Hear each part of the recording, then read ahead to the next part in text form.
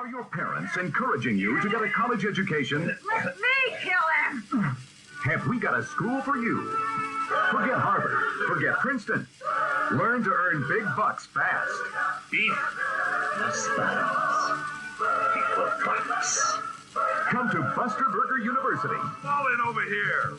And see Hamburger, the motion picture. We're here to learn to run a Buster Burger franchise. A lot of bull in every fight. A lot of bull in every fight. But you'll get more than just an education at Buster Burger U. Are you crazy? You'll find a faculty that really cares about you. On-the-job training will get you ready. Can I, Buster, help you? For the fast-paced world of fast food. I ever wanted was to be a Buster Burger minister.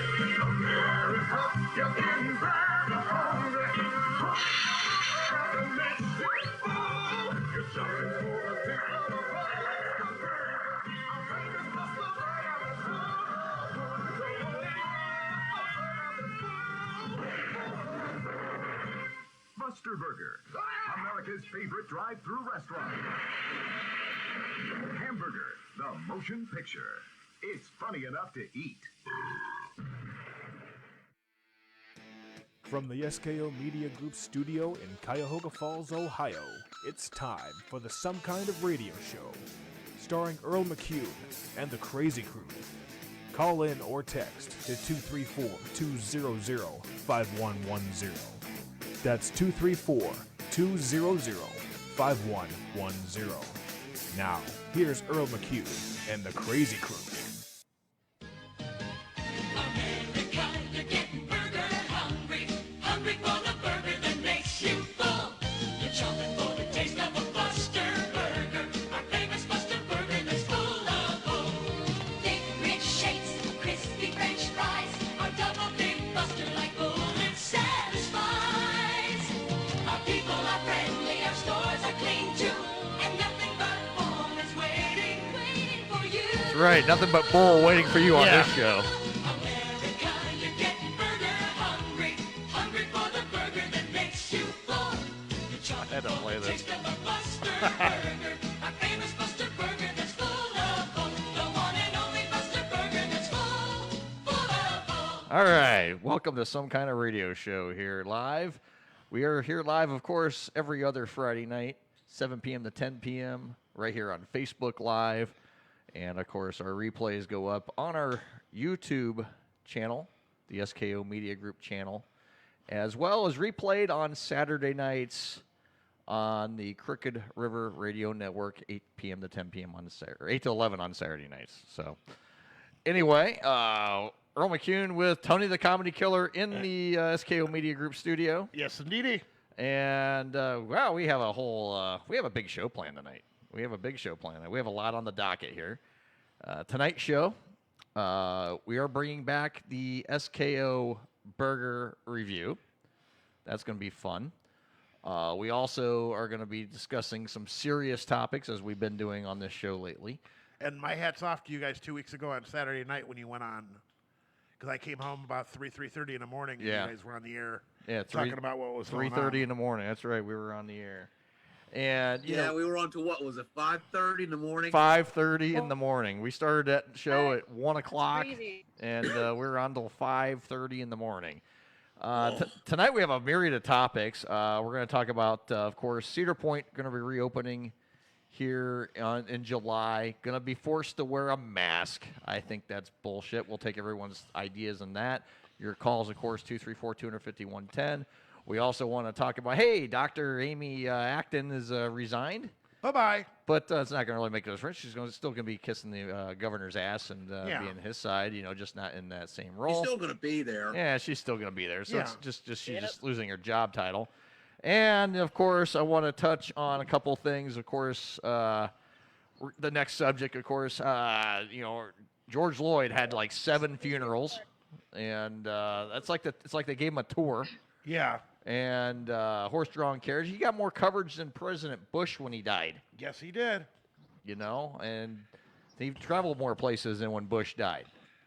And you know, and the thing that disgusts me about the whole thing, all these people over the last 3 or 4 months couldn't go to their loved ones' funerals. But no, let's have 95 or 150 million people come see this guy. Okay? Yeah.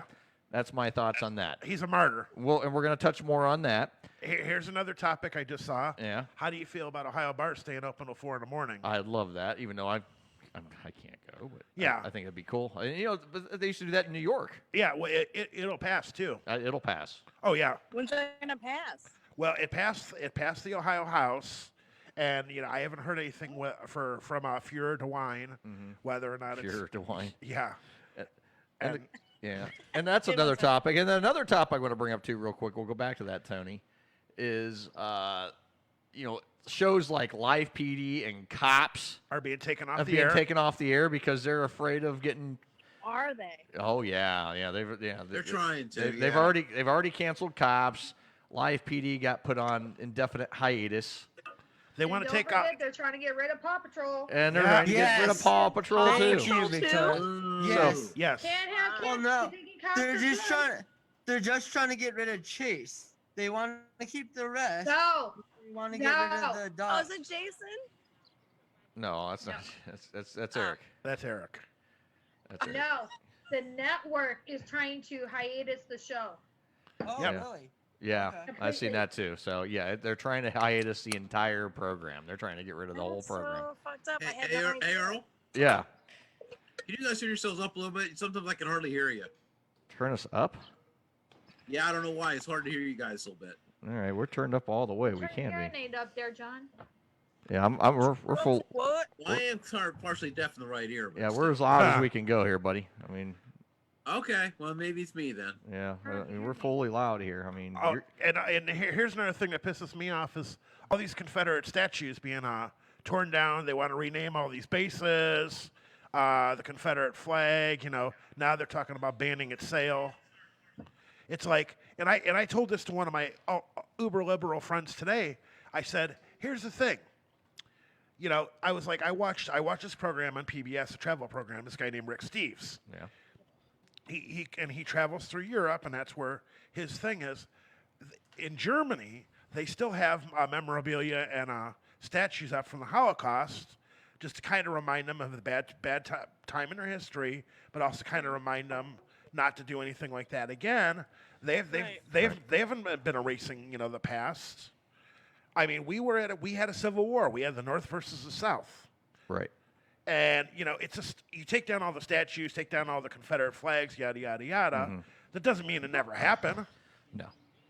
Or you just take away the reminders, the precautions that you don't want it to ever happen again. Yeah, and it's, the Confederate flag isn't racist in and of itself. No.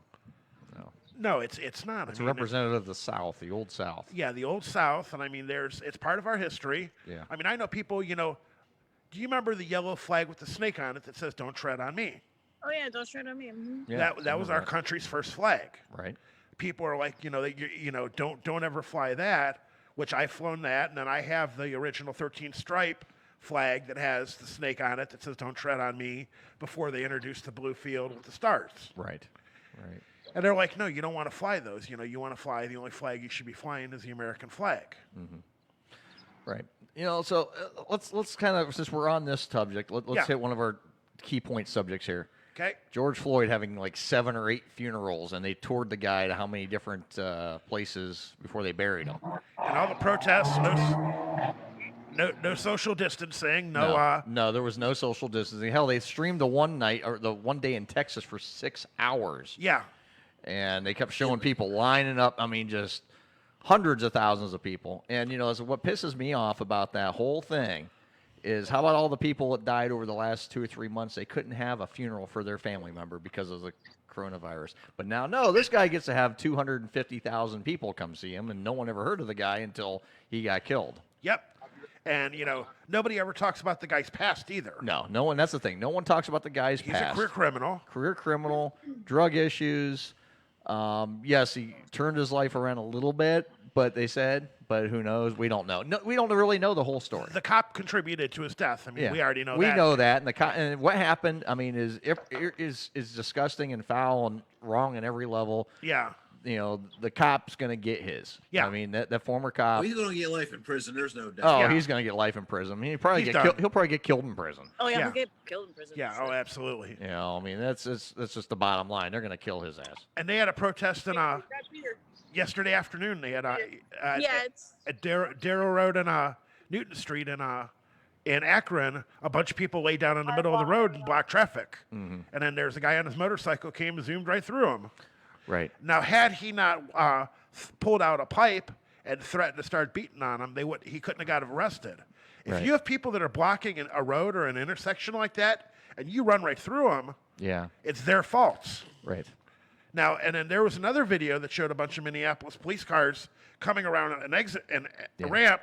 All these people were by there flipping them off and all that. Well, there are people that were standing on the side of on the berm. Right. That got pepper sprayed. Right. And the problem is, you're on the road. They have every right to do that. Oh, you're damn right they Unfortunately. do.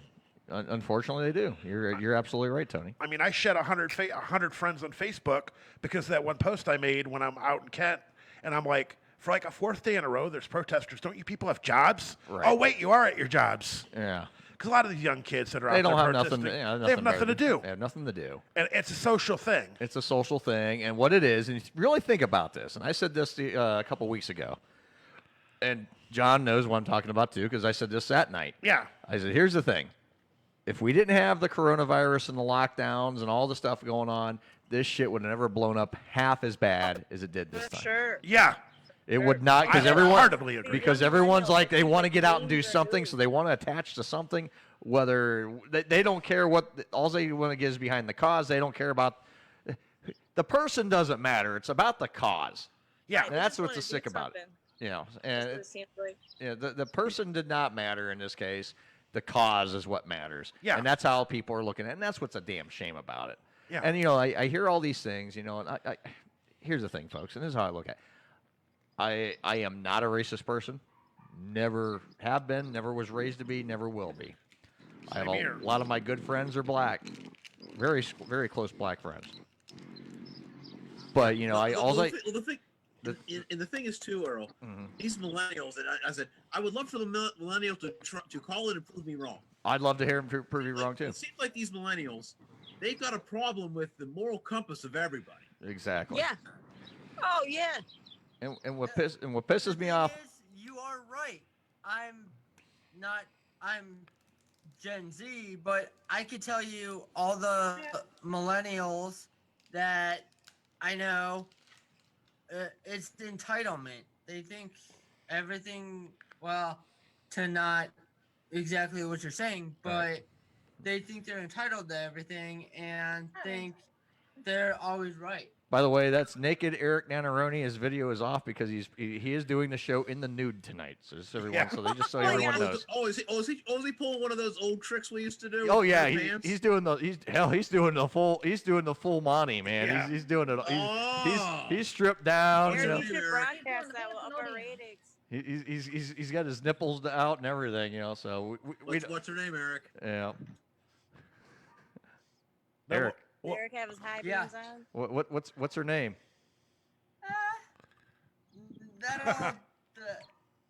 That'll be confirmed another time. Pamela. Oh, Pamela Anderson. Pamela. Right. Rosie and her Buster sisters. Rosie and her Palmer. four sisters. Yep. Had to give you a little crap there for a minute. That's. I think that's who Tony's dating. No, I had a conundrum this week. I had a married woman I used to date come by. She found me on Instagram. Right. And I was like, okay, so, years have went by and, you found me and everything. We've talked and everything. Sure. She got remarried. Yeah. A Jewish guy. Uh-huh. She's Mormon, but she stayed and married nothing but Jewish people. Right. This guy is from Israel. Oh, really? He is like full Orthodox Hebrew, the whole 9 yards. So he's the real deal. Well, and she had told me, she was like, well, there's something I would need to come by and tell you. I can't type on Instagram. I get off at 5, during the week. What day is a good day to come by? And I'm like, whenever, I'm home. So she comes by. She's like, well, I need to tell you, since she's anonymous. I was like, she was like. Did she wear the anonymous mask too? No. Okay. Only me. But she's like, well, he married, we got married, quick because he needed a green card to stay here. Oh. Because and I'm like, okay, well, you got married kind of under false pretenses, but he's good to the kids, right? Yeah. So she comes by and she's just like, but he's lousy in bed. I said, he's your husband. And I told her, I'm like, didn't I tell you when I dated you? Yeah. I said, the only time I would ever sleep with a married woman is if her husband was like a total douchebag. Uh-huh. This Gil fellas, his name's Gil. Uh-huh. Not Gilbert, just Gil. Uh-huh. And I'm like, I don't know the guy. I'm like, if I know the guy and he's a real good fella, Right. I'm not gonna screw his wife. All right. But this guy's a total douchebag or a total piece of work. Yeah. Sorry, dude, your loss is my gain. And I told her, I'm like, I just can't do this. Tony has no shame, everybody. I'm like, I told her, I'm like, I just can't. Not that I don't want to, I can't. Right. It's not right. It's your moral code. Yeah, it's my moral compass. That's right. So just remember, Tony does have a moral compass. It's usually north. It's pointing north at all times. Yeah. Just like the clock, it's always going 12 o'clock somewhere. It's what would our old friend Harold say something about the 6 to midnight. Get up 6 to midnight. It went from 6 to midnight, just like that. Anyway, so yeah, that's one topic of the night, and we're gonna take people's calls once we come back here after our 7:30 break. Yeah. 234-250-110. We'll put you right through. Phone lines are open, and we'll take calls at that point. Also, I want to kind of get back onto the thing here in the state of Ohio. Cedar Point reopening. Yes. I'll tell you what, exciting, but good Lord, now you have to wear a mask to ride a freaking roller coaster. Are you kidding me? It's going to be bad enough. I've ridden roller coasters like last year. We went as a family last year, and it was the hottest damn day of the year. It was like 92 degrees. It was hotter than shit. And I'm sweating. I couldn't breathe in this shit anyway. It's too hot. I'm wearing a tank top and shorts. Now they want people to walk around in a surgical mask. And, they think the funny thing they tell you, hey, take your glasses off and your hats, but hey, you got to leave your mask on when you ride the ride. Do they want you to ride rides, Earl, with a mask on? Yeah. Oh, yeah. At all times. It says at all times. That's asinine. Isn't that asinine? So, yeah. And then the other thing they're doing. They will ask you to leave. They will escort you out the park. Exactly. And the other thing, it's so very, very crazy about this whole thing, is you have to make a reservation to go. You cannot just pick a day, we're going. No, you have to call ahead and make a reservation because they're only going to let so many people in for the entire day. Yep. And that's it. It's like 20% capacity. 20% capacity, that's right. And so you got to figure, hey, you're going to get in lines and lines ain't going to be shit, quite honestly. But you think I'm going to walk around on a 90-degree day with a mask on? Hell, I don't want to walk around with a mask on a 50-degree day. Not a chance. I don't want to walk around with a mask on, period. I don't want to anyway. I can't wear one. So I'm curious, come July 9th, that's when Cedar Point's open. I'm curious to see how many people get heat stroke and how many people are going to be passed out because of the heat because it's too hot to wear a mask. I am waiting to see that. We'll talk about that more when we get back to July 9th. But I want to see how many people complain. Now, here's the funny thing. Going back to that story, 2 weeks ago, John can attest to this. I made a comment on a post on WKYC.com about, they asked the question, what would you do if they forced you to wear a mask? And I said, no way in hell I'd wear it. All the freaking scaredy cats came out, started calling me names and calling me this. I saw that. Oh, I enjoyed the hell out of that. That was on WKYC. So I'm like, okay, I'm going to post a similar post on my particular page.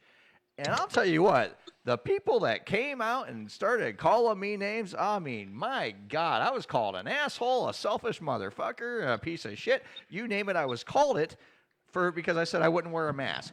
And I bet none of those people, Earl, know anybody who died from COVID. Exactly. And then here's the best part. So I commented. So I made a follow-up post just the other day when Cedar Point announced this.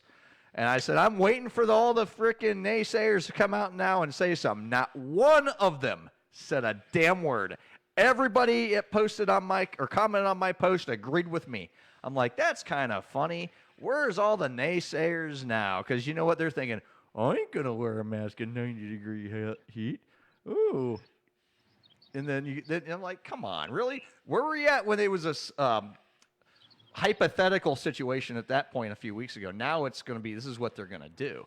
Well, Hypothetically. I think because people have seen all the. You don't say. Okay, I think she's kind of paused out. Hello? Oh, me? Shouldn't all these people be dead, and it's not happening. Unless you guys know contrary, but I mean, it's ridiculous. I mean, it's obvious. The mask is moot. It's a moot point to wear it. Right. In my opinion. And I said this before. The reason I don't wear a mask is I was advised, and again, John can attest to this. I was advised by my personal physician I should not wear a mask because I am one of those people with a breathing issue, and I should not wear a mask, and I won't. And now today, I'll tell you. Now I'm going to come out today. Okay. Now today, I had to go somewhere, and I had to wear one. I'll tell you what. I took my son, Alex, to go get fitted for his tuxedo. Okay. But they required you to wear a mask because they're going to be within close quarters. I'm like, okay, fine. I'll wear the mask for 10 minutes. Right. I didn't like wearing it, but it's their store policy. We're not going to let you in unless you wear it. I'm like, okay, I'm not really. Wasn't pleased by it. And I'm like, I made my, vocal self known that hey, I'm wearing this under protest. I don't like wearing it, but Good for you. I said, look, I'm asthmatic. I shouldn't wear it. And I was like, well, if you're going to be in this store, we're requiring it. Okay, that's fine. Okay, and I have to do business with you, so I had to go wear it. And wasn't real happy about it at all. I'll tell you what, I wore it. I was in and out of the store in 10 minutes, and 10 minutes later, I took the thing off, and I'm just like, good God, I can't fucking breathe in this thing. I mean, it was bad. 10 minutes inside, and I was inside in an air-conditioned store, and I couldn't breathe. Let alone, if you think I'm going to go outside and walk around in 90-degree weather in this thing? You're out of your damn mind. No. I'll save Maybe to get in the park, but then you can kiss my grits. I'll save my money. I will save my money and not go. Bottom line. That's my thoughts on that. And the same. I'm pissed because the pools are closed until July 1st. At least in Canton, Yeah. the pool is not going to open until July 1st. That is ridiculous. Well, Talking about a public health issue. Waterworks right across the street from me, basically, opened up on Wednesday. They have been going, and I'll tell you what, they haven't been real busy, but they're open. I mean, I drive by there the last 2 days, and there's people there. I mean, it hasn't been real busy by any stretch, but there's been people there. Yeah, I mean, some people. Well, and it's like do you have to live there though, Earl, to use it? No, you don't have. You get it. It's a cheaper rate if you live in the Falls, but it's more if you don't. But no, you don't have to be a resident. If I may interject here. Go ahead. There was an article that came out from the World Health Organization saying that now that Corona is the big hump of it's over with, that masks should be reserved for healthcare workers, first responders, and those that are caregivers for people that have immune compromised. And it's funny. I said that 2 weeks ago on this program. Yep. Yes, you did. I said that, You said that way before. and I said that. ago, Oh, you're right. I said that. I said that a month Eric. ago. Yeah, I said that a long time ago. Probably It 4 just weeks ago. pisses me off because it's such an infringement upon our personal rights. You know what I mean? Like my civil liberty to choose and how I want to die is up to me. Exactly. Every time I get in my car, I'm jeopardizing my life. Yeah, So you're who are right. they to make me stay inside for 3 months, take away everybody's fucking job? Right. and it's like with me, And drive. traditional way of living, and then make us wear masks. Like it's just retarded. Yeah. By the way, Sorry, the Hollywood. whole quarantine is unconstitutional, which we'll get into the whole Amy Acton stepping down later. Absolutely. I know. Yeah, absolutely. But We'll touch on that here shortly. she had so many people sue her that's why she stepped down. Oh yeah. I mean, well, yeah. I didn't know that, Eric. She was getting sued. She was being Oh, yeah. sued by many Yeah. people. Tori's got something. Hang on. Hold that thought. Do you know she's still, even though she stepped down, she's still going to draw a salary of $186,000 a year? Yeah, because I didn't know that, but she's gonna be technically an advisor. she's gonna be DeWine's personal advisor. Yeah. So she's going to be And working drawing directly a for the salary line. of $186,000 a year. Yeah, to sit. I Yeah. wonder if she's buying knee pads. Thank you, Father She don't John. need them. She's gonna mock them. I bet she's got a tooth that drags. Yeah. But no, that's absolutely ridiculous. And you know what's funny is I've actually researched the laws of the state of Ohio as far as like the Department of Health and, Yes. and how everything in the Ohio state code is how everything's put together. I'm not gonna lie, guys, it is really screwed up. Yeah. Oh, it is screwed up. Absolutely. Big time. Big time screwed up. I mean, the laws make absolutely no stinking sense. I even hate to say this. The laws in West Virginia make better sense than they do in Ohio. Mm-hmm. Yeah. And that's written by a bunch of guys with 12 last names. I mean, that's it. Yeah.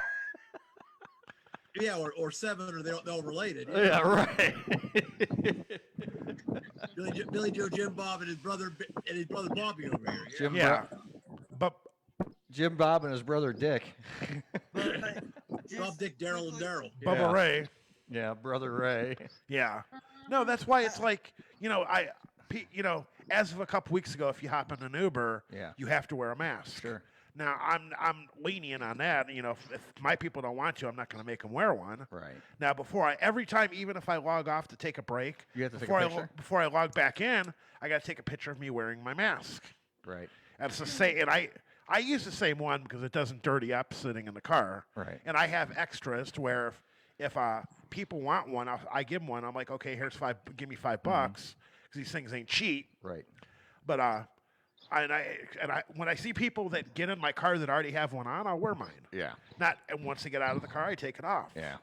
And I tell these people, I'm like, I'm allowed to cancel the ride if you don't have a mask on if I felt like it. Mm-hmm. However, I don't get my fee. Right. So if I had to enforce the mask thing with everybody, I would have no rides. Right. And the problem is there's so few drivers. I mean, shit, I logged on at 1:30 this morning to drive. And drove till about 9:30ish, came home, went back out a little bit. I've made a couple $100 in like 8 hours. Right. Which is why I'm going to keep doing that for a while until I feel like going to looking for a real job. Right. I don't blame you. I don't blame you. Since I told the work to piss off earlier this week. Yeah, I don't blame you, Tony. I saw your post. I don't blame you either. I don't blame you either for what I saw your post too. I'm like, yeah, I don't blame you, man. I don't blame you in the least. good Not for in the you, least, my friend. Not in the Tony. least. Fight the power. Yeah.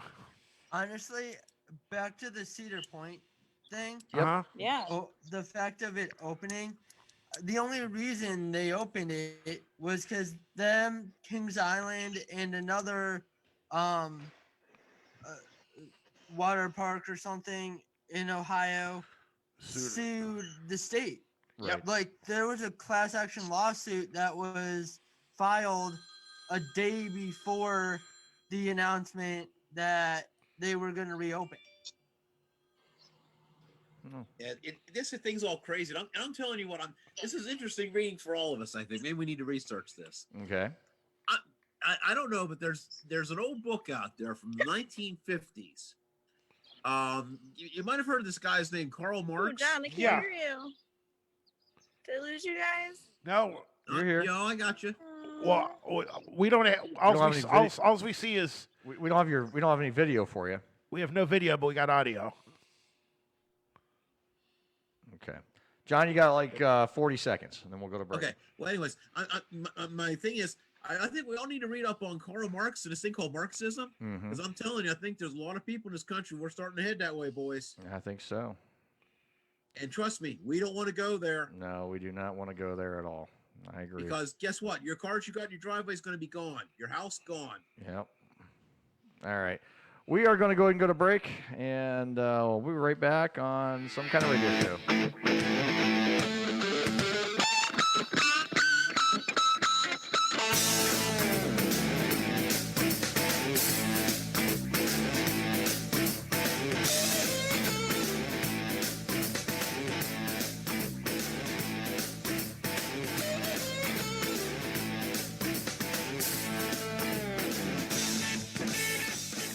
Hey, sweetie poo. It looks like I'll be running a little late tonight. Okay. So anyway, I'll be a little late, okay? Oh, it's okay. I'll miss you too. I can't wait to snuggle.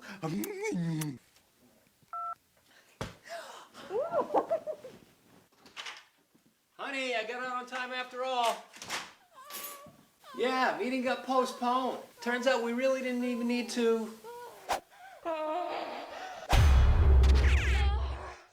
Oh my god.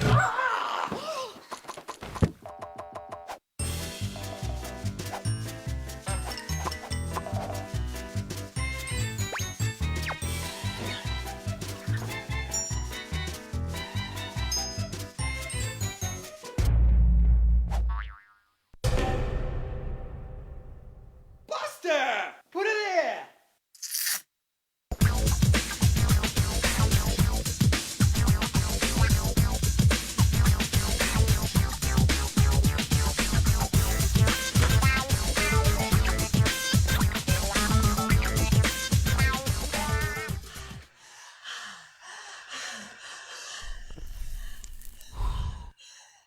Sunny side up and oh, fucking shit! You want to know the secret how to get that shit off? Use your fingernails. There you are, motherfucker. Hey, it's your girl Kathy, and I got some brand new shit. You better peep this. My shit don't stick. What are you making, eggs? Or you cooking for robots? Beep, boop, beep. Most people can't stand this sound, but I can listen to it forever. Watch me now. Hey, you even lift, bro? Speed bomb! Woo! Look out, Spider-Man! I got that symbiote. Yeah, I bet you want some of that sticky monkey red.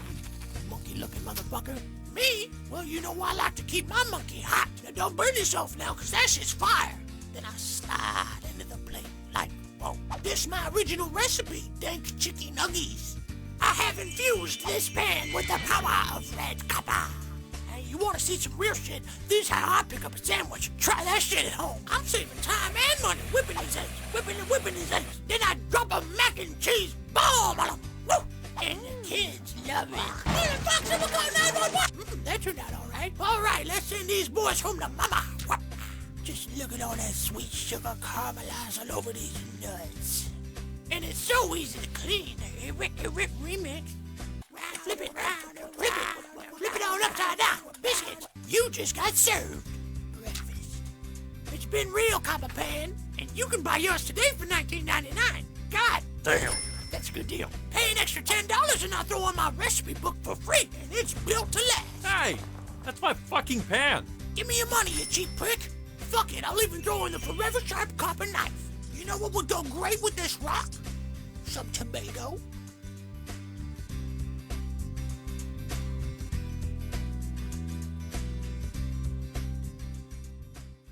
The Some Kind of Radio Show will be back in a moment.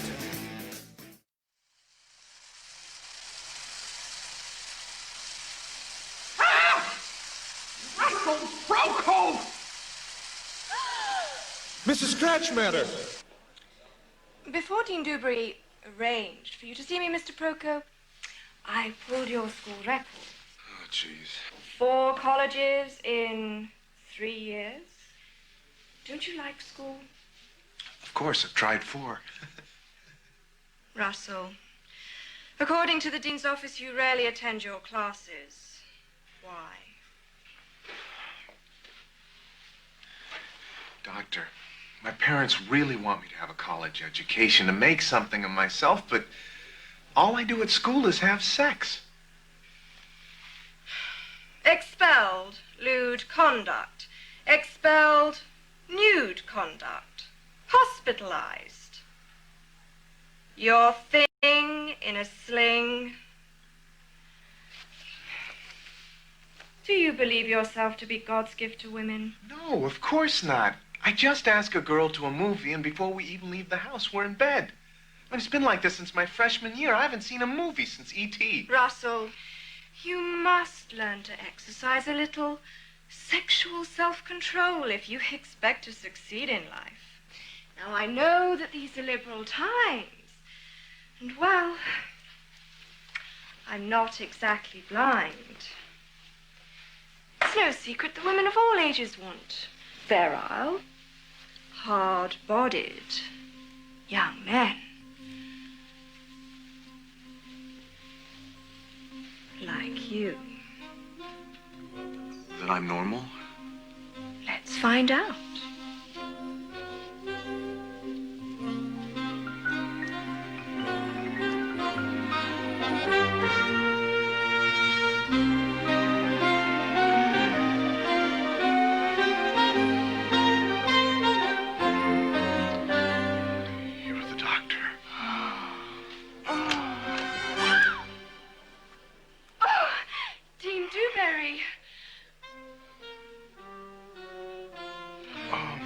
father's gonna kill me.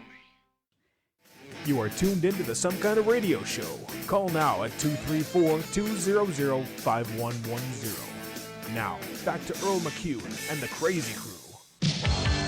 Almost any corner of almost every town, on every lonely highway you'll ever travel down, you're gonna find a burger shop, Americana, mom and pop.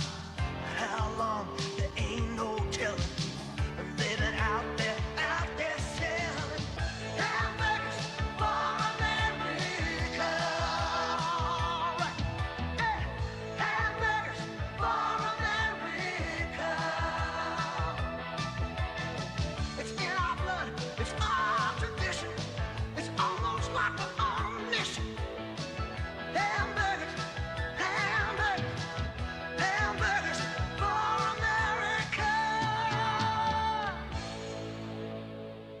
All right, that Oh, that music intro. signifies welcome to the SKO Burger Review. It's back. It's back. And let me put our video on here so people can actually see us. All right, and we are recording this for our YouTube channel as well as a separate video. So I welcome those people that are joining us on that video to the SKO Burger Review. And we're back. First time burger review in quite a while. And tonight's burger, we are reviewing the Burntwood Burger at the Burntwood Tavern out of Cuyahoga Falls. And Several locations. Several locations. And this burger has got, basically you got to get a good shot of this one. It's got fried egg on it. It's got bacon. It's got a hash brown on it. Ooh. Lettuce, tomato, pickle. Wow, this is it's got a little bit of substance to it. Matter of fact, I'll before I want to go show everybody on the camera here. Turn the headphones off for a minute. Follow me much. There we go. Look at that bad boy right there. That's our burger. That's our burger. Look at that. All right.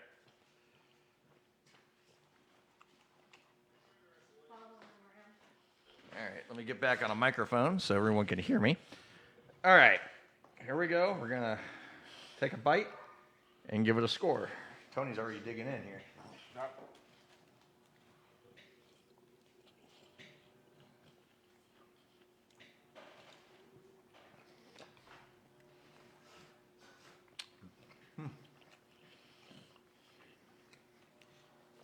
Let me get another bite of that. Let me get another bite of this burger, then we'll go ahead and review it at that point here.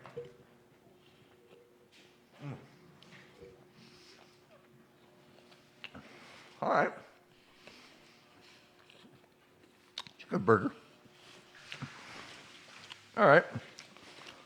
Take a couple bites of these fries, too. Wish we could share them with you. Fries are good. All right. All right, Tony. How would you rate this burger? Go ahead and give me your score there. We're going 1 to 10, right? 1 to 10, yep. Same we did with the beer reviews. Kind of same scoring. I'd probably give it about a 6.6. 6.6, okay. Pretty good fair score there. Yeah, I think we're kind of in the same ballpark. I'll tell you what, for me, it's got a very good flavor profile. I like the hash brown on it at the bottom. I love the egg. I love egg on a burger. Bacon's good. Burger itself, the meat could be a little juicier. Could be a little bit. It could be a little juicier. I mean, good flavor profile. Very, very good flavor profile on the burger. I'm going to be 6.8. I mean, it's not a bad burger at all. It's a pretty good burger. It's just not one of those you go, oh my God, it's the best thing I've had. You know, for me, where it lacks is the juiciness of the burger. Yeah. Now, it probably would taste better if we ordered it at the store and went and actually had it and did it there and scored it. But I mean, it's still hot. I mean, I'll give them that. It's not cold. It was probably sitting upstairs for 5 minutes before we ever got to it. But same time, I don't like them when they're so hot and you can't get your mouth around them anyway. You know. That was what happened to me with the Stewinator when I tried taking. Oh, you got to give those things a few minutes. It's like I'm not starting until it's cool. You know. All right. Well, 6-6 for you, 6-8 for me. All right. That's our review, guys. That's our review. So, all right. Now, where is this burger from again? Burntwood Tavern. The Burntwood Tavern. This is up there in the Cuyahoga Falls area? Yep, right. There's the closest one here is on French Street. Yep. Okay. Good burger. I mean, how much was it? Well, what did I say, $14? Mm-hmm. I mean, it's a good-sized burger, too. I mean, they're a little stingy with the fries. 3/4 pound?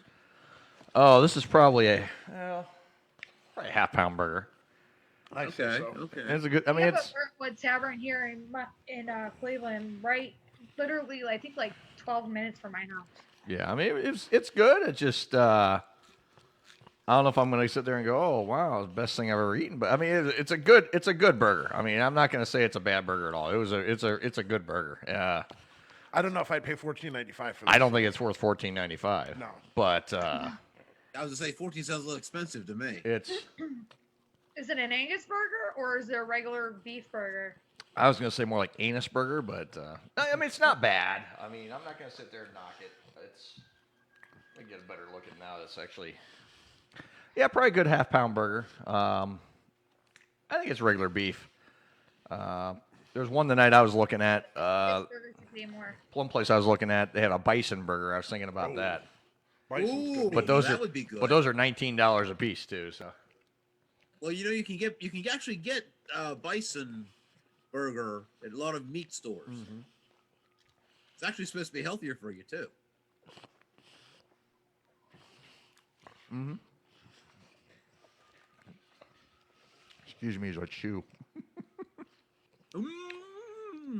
Yeah, I mean that's not the best burger, but not the worst one. I've had some bad ones too. I remember those ones we got from Melt, or how dry they were that night. Oh my God, I was so disappointed with those. I think we scored those in the 4s. I mean, it was bad. I don't think it even got that high. I think it was like 2 or 3, something like that. I mean, area-wise, my favorites, Five Guys. Oh yeah, can't go wrong. I like Five Guys. I also like BurgerFi. I enjoy BurgerFi. Yeah, they're really good. Oh yeah, BurgerFi is good. BurgerFi is really good. We have a Burgatory in Pittsburgh. Oh yeah, it is really good. You can actually get it in like not just like regular burger, but like bison burger and just different kind of burger meat. Mm-hmm. And you can get it fixed any way you want it. That's the nice thing is when it's freshly ground. Here's the thing: it's got to be fresh ground. That's the only way I'll. Fresh. And when you got fresh ground, you could cook it. You like that? Like what I want to start doing when I cook at home, I want to get a meat grinder attachment on my. I got one of the KitchenAid mixers up there, and you can put the meat grinder attachment on it. I want to get some. I want to start grinding my own burgers and cook them. That way, I can cook them a little bit more like on the medium side. That's how I really enjoy a burger. More of a medium rare, or medium well. You know, not quite well done. I mean, store-bought burger, you got to cook the shit out of that. Yeah. Because you don't know where it's, how old it is. You don't know what it's been. When you freshly grind it yourself out of steak, it's a steak. It's just ground steak. You can cook that to a medium. So I'm looking forward to doing that. I'll definitely Cookouts at Earl's. I wait till I do some cooking here soon. I'm going to do some cooking. I'm looking forward to doing some cooking soon. But, so I need to see if I can get a hold of some venison. Have some Bambi burgers. Mm-hmm. Yeah, exactly. Some venison burger. Oh, yeah. I've done that a few times. Anyway. Have you shot a deer before, Earl? No, not a hunter. I'll eat it, but I'm not hunting it. I'll eat it. We let other people do that. Mm-hmm. I let other people do that. I just want to do the. I just want to take in the ending results. That's what I want. I don't want to go from start to finish on that. Would anybody ever eat squirrel? If you Tried it. cook it enough? I've had squirrel, I've had possum, I've had raccoon, I've had Rabbit. black bear, Until grizzly you just say bear. it's that. Growing up, a good friend of mine, Mike, I've known since kindergarten. Him and his dad are avid hunters, and they used to go to this big game dinner every year around Thanksgiving weekend, and they serve all this kind of odd meat. Like you could have bear, snake, and elk and moose. And You ever watch that show, Iron Chef America? Yeah. I always had my impression of the chairman, Yeah. who's just an actor, by the way. The chairman, I always wanted to do my own thing. Today's special ingredient is bull's penis. Yeah. Bull's balls. Here you go. You have to cook this bull's penis in 7 different dishes. Enjoy. Kind of fits with the show tonight for Hamburger, the movie, because Buster Burger in the movie Hamburger, Is there a movie actually called Hamburger? that's what we're saluting, yes. Yes, that's the movie. Really? Yes. Mm-hmm. I didn't get freaking funny. And Is it a funny movie? it's hilarious. Yes, it's funny as hell. Funny as hell. It's it kind of reminds you of a knockoff of Police Academy in a way, because they're all there to go to a 14-week class how to learn how to be a burger place manager. And the place is called Buster Burger in the movie, and they specialize in all bull burgers. That's what they specialize in. What?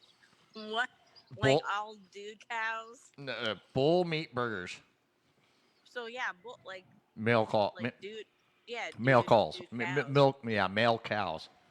So Male cows. yeah, so they specialize in all bull meat burgers, which bull meat burgers, believe it or not, or they say it's some of the best meat you can get.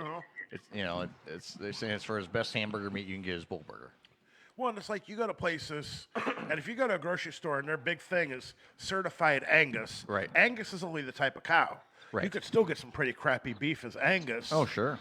I mean, you got to look at the USDA grading. I mean, Mhm. the choice, prime, like if we Prime's get- pretty much reserved for restaurants. Yeah, well, or like when I go buy my I'll go buy like a prime rib of beef so I can get beef ribs and prime rib, and that's USDA, obviously prime. But like if I buy ribeye steaks from the same, go to Dumas, Sure. and if I buy my ribeyes, I still get USDA prime. It's another $1 a pound over Sure, but it's worth choice. it. But yeah, but the marbling and the flavor fantastic place profile to and live. everything.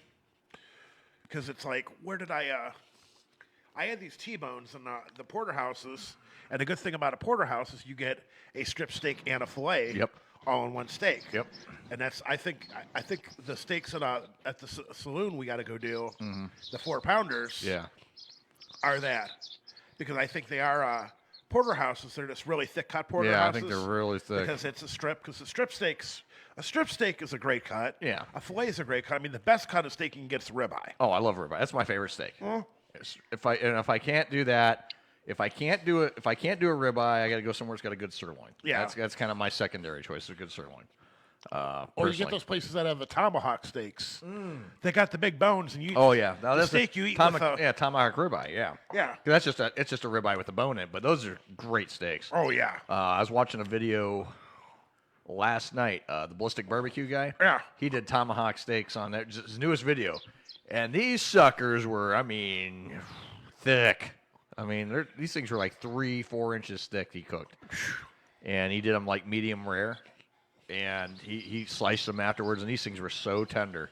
And you just laid it out. I'm like, oh, my God, that looks so good. And he did like a coffee rub on it. And I'm like, wow, that's interesting. So Yeah, the guy I watch, the barbecue guy, Stephen Reichlin, I watch on PBS. Yeah. He's got a Primo Grill. Yeah. He's got a, what's he here?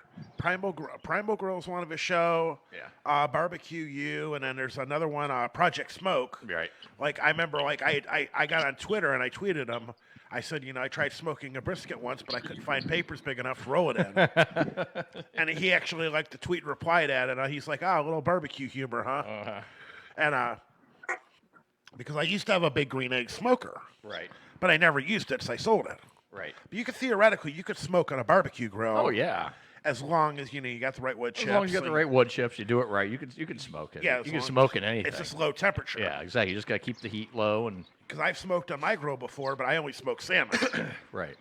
Yeah, I tried smoking ribs this year, but it's hard. It's ribs are one of the few things that are very tough to do because, like somebody told me, I was like, they still turned out good, but they needed more time.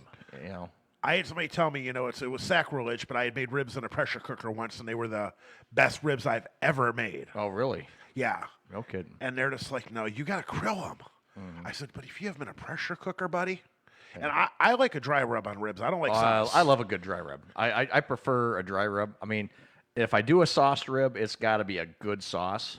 I mean, and it's got to be good. I mean, it can't just go with that cheap shit at the store. You got to have a good sauce. I mean, good sauce, good thick sauce. I mean, one of the cooking shows I watch, they have a taste test thing, and they happen to taste test barbecue sauces, a lot of the national brands. Yeah. Now, they didn't do Heinz because Heinz has all the regionals now. Sure.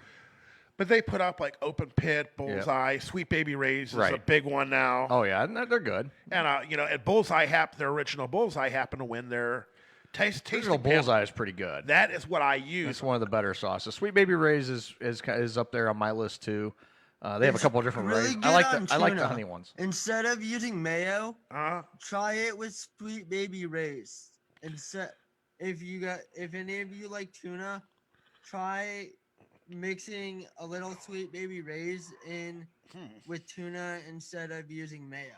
Okay. It's amazing. Interesting. Okay. See, I'm an original Bullseye guy from when Burger King used to use it on their barbecue cheeseburgers. Right. Well, they didn't have Bullseye last time I went to the store, so I bought a bottle of Open Pit. I can handle original Open Pit. Yeah. But I don't like. I've tried Sweet Baby Ray's. I don't like. And they got a couple of varieties. It depends on the one. Like I like the honey barbecue one. That's one we did grilled chicken last night on our grill, and it turned out amazing. I mean, this was we put that on, then Lori doctors the sauce a little bit. She won't tell me what she puts in it. You got to personalize it. She doctors this sauce. She won't tell me what's in it, but man, the way she doctored this shit, and we cooked it last night. She cooked last night on the grill. She's like, my turn to use the grill. I'm using the grill. I'm like, all right. So she used the grill last night. She cooked it up, and she's brushing the sauce on, and we cooked these really nice. We had these really good, really thick chicken breasts. Okay. And we cooked those up last night, and man, they were good. And the sauce she used, amazing. Yeah. See, I use mine, and then I've tried a couple of the Heinz varieties. I like the Memphis, and I like the Carolina. Carolina's good. Probably the Carolina was probably my favorite as far as the regional barbecue. Yeah. And because I like a really sweet sauce. Yeah, sweet's good. I like a sweet. It's more sweet than vinegary. Yeah. And then there's a lot of mustard-based sauces too. Now I like sweet like on chicken. Uh-huh. But if you're gonna give me pork, I gotta do vinegary. Yeah. I mean that's kind of where I'm at with that, I mean pulled pork, yeah. Pulled pork, yeah. If I'm gonna do a pulled pork. I gotta try my ribs. My ribs are thebomb.com. Everybody loves my ribs. Thebomb.com. I reckon. As Hilljack would say. Yeah, I reckon. By the way, I do have an announcement. Hilljack Bob will be back next show, guys. Hilljack Bob is going to make a return to the program. Thanks for giving us fair warning. In 2 weeks. Yeah, he's going to be in 2 weeks to do our show. And he'll be back with a crazy top 10 from what I'm told. So he's still somewhere down sitting. I get the craziest story he told me, I guess he got glued to the toilet seat with super glue.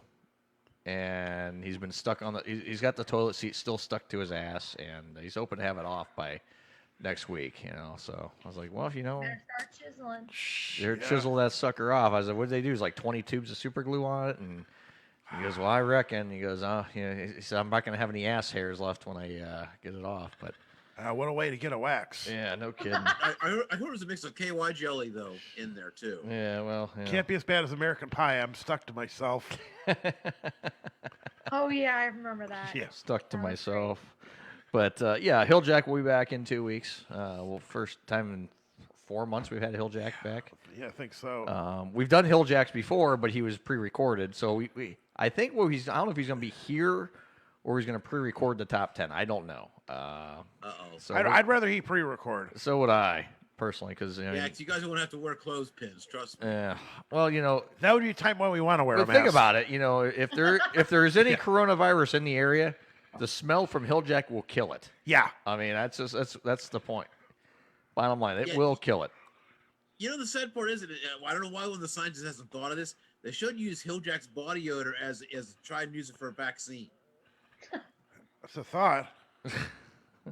Hilljack's body odor is vaccine. I don't know if I'd want to take it.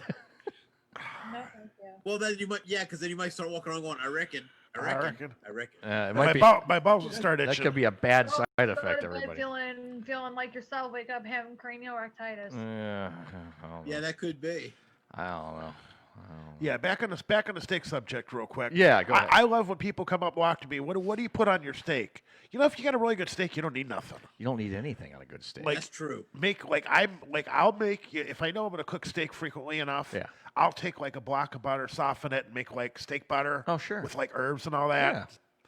And then I use butter. I use melted butter when I cook my steaks anyway. Yeah. I mean you get the tenderest steak. Oh yeah. Because you got to let the steak sit before you eat it. Same with a good burger. I'll if I'm going to do when I'm doing like really good hamburgers, I will actually throw a little pat of butter in my patty and I'll smash it in there. Yeah. And cook. Oh my God. Because it'll keep it juicy. Oh, some of the juiciest hamburger you ever have. Then you brush some melted on it after while it cooks and keep it. Oh, it's so good. So good. So good. Maybe that's what this place needs to do to theirs. Put a little butter on theirs would be good. But that was the kind of the hang up with me going back to this burger real quick was just it's not juicy. Yeah. I mean, it was good, flavorful, but not juicy. That's where I love. Because I pick up a burger, I want it juicy. I want to see juice off the burger. Yeah. Matter of fact, when we lead out, matter of fact, I'm not gonna play the music, but I'm just gonna go into the video real quick here. I watched. Okay, this is the video. Okay, this is the intro we created a couple years back.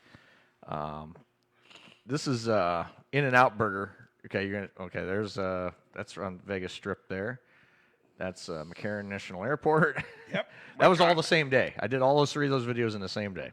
Yeah. Now I this recognize the airport. In-N-Out Burger. I mean, now you're gonna see this when you see me take a bite of this thing in a second. You'll see juice kind of coming off of it. Well, yeah. I don't know if you did in that video, but that was the video from the In-N-Out Burger. That was one of the juiciest hamburgers I've ever eaten. Wasn't my favorite. There it is, right there. A couple drips. You seen the juice just dripping off that. That's a good burger. When you see juice coming off a burger, like even that one in the airport. Yeah. I was a little. This place it's not. I don't think they're open anymore. It's called Burke in the Box, and that's what it was called. I'm like, oh. Now, have you ever been to a Shake Shack? Have I ever been to a Shake Shack? No. I mean, we're getting a couple of them around here apparently. Okay. And they've become pretty famous for their burgers. Mm-hmm. And then, obviously, Whataburger. If you're in Texas, you got to go to Whataburger. Oh, sure. They are a very close second to In-N-Out is my favorite. Right. Because In-N-Out, by hands down, always been my favorite. Oh, In-N-Out's good. And, but, because I remember, because Michael J. Fox, we know as Parkinson's, he even makes fun of himself. Yeah. Everybody's like, what's he been doing lately? And he was just like, well, he's like, I'd be a horrible tambourine thief. But he's like, I was thinking of opening up a Shake Shack. Yeah. Ah, Jesus. And I say that just because he pokes fun of himself. Yeah, with his Parkinson's. But I did an In-N-Out review. I mean, here's the thing: the one I had, I reviewed one. Okay. Yeah, I remember that. And it was good, but I wasn't like overly impressed with it. And then I went back the next day. Uh-huh. And I think the burger I had the second day that I didn't do a video with was better than the first one. So I'm like, wow, okay. So I mean, you gotta get a double. Yeah, that's why I did. I did a double. Double. And I get a monster style. And yeah, it was. I did monster style, and it was. I wasn't. The first one, I liked it, but I wasn't like overly impressed by it. Like it's a simple burger. It's nothing to be, nothing I was too excited about. Then I went back the next day. Like, yeah, I'm gonna try it again with no video, and just gonna go eat it, And I'm like, well, this one tastes better than the one I had the first day. So I'm like, okay, whatever, Yeah, that's what I've heard. I mean, it's kind of hit or miss, where you go. No matter where you go, it could be hit or miss. So I mean, even this burger, this could be a miss right now. But we could go to a different Burntwood and have a better burger. Have a great burger. Exactly. It's just like, I've gone, as much as I've been to Five Guys, I've been there hundreds of times, and it's like, oh, great, 95% of the time you get a great burger, and you get that 5% where it's like, God, what the hell they do here? It's just having a bad day. Having a bad day, but. All right, it is 8 o'clock. Let's take our 8 o'clock break, shall we? And, we shall. Let's do this here. All right, Some Kind of Radio Show. We'll be right back, everybody. Stay tuned.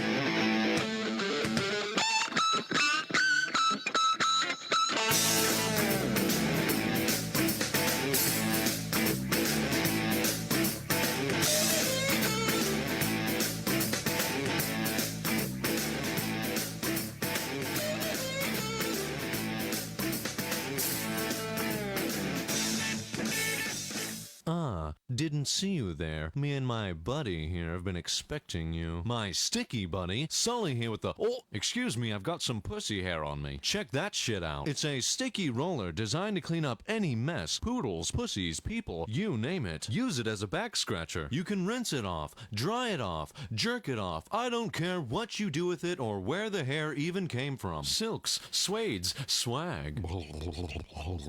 Ladies, I don't care how smelly or hairy your carpets are. My rubber fingers get in there deep. Just rinse it off for a nice beverage. Wipe it off. Oh, there we are. Do all kinds of shit with it. Aren't you tired of ripping your hair out because you're trying to drive and the kids are making a fucking mess? You'll be making so much money, it pays itself off. Ooh, precious food. Ooh, that's good. Thanks, buddy. Everybody has an evil cat or an annoying dog. Use it to groom them, or even yourself. That's what I'm talking about. Wow!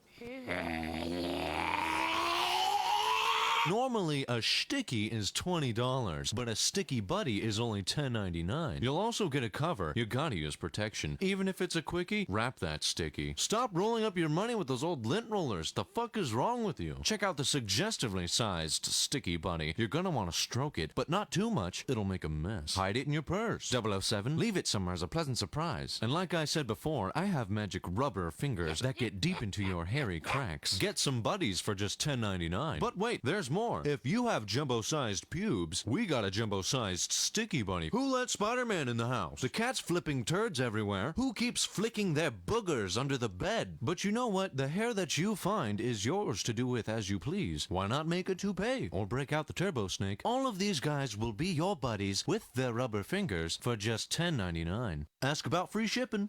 Now get out of my house. Isn't that right, Mr. Wuss Wuss? If you're dumb enough to buy a new car this weekend, You're a big enough schmuck to come to Big Bill Hell's Cars. Bad deals. Cars that break down. Thieves. If you think you're gonna find a bargain at Big Bill, you can kiss my ass. It's our belief that you're such a stupid motherfucker. You'll fall for this bullshit. Guaranteed. If you find a better deal, Shove it up your ugly ass. you heard us right. Shove it up your ugly ass. Bring your tray. Bring your title. Bring your wife. We'll fuck her. That's right, we'll fuck your wife. Because at Big Bill Hell, You're fucked 6 ways from Sunday. take a hike to Big Bill Hell. home of challenge pissing. That's right. Challenge pissing. How does it work? If you can piss 6 feet in the air straight up and not get wet, You get no down payment. don't wait. Don't delay. Don't fuck with us or we'll rip your nuts off. Only at Big Bill Hell. The only dealer that tells you to fuck off. Hurry up, asshole. This event ends the minute after you write us a check. And it better not bounce or you're a dead motherfucker. Go to hell. Big Bill Hell's Cars. Baltimore's filthiest. And exclusive home of the meanest sons of bitches in the state of Maryland. Guaranteed. The Some Kind of Radio Show will be back in a moment. What university would take you anyway? I want you, all bull burger lovers. That's right, Buster the Bull wants you to join Buster Burger's booming business.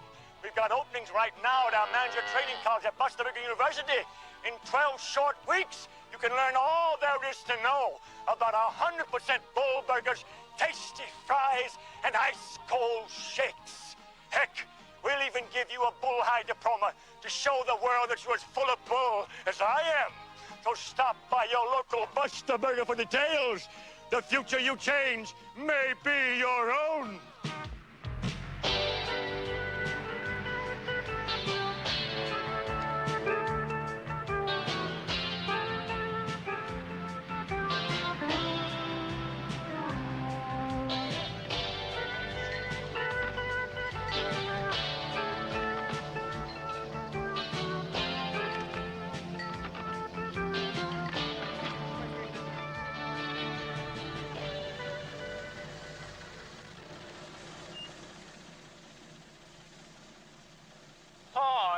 Mr. Pickle. What's it gonna be?